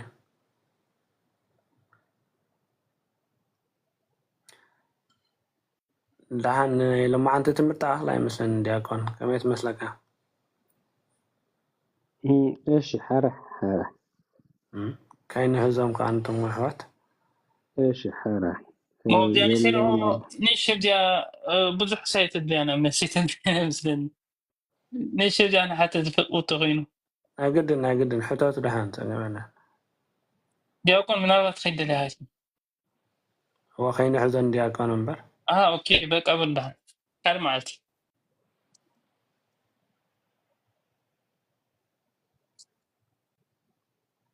زينا جبريل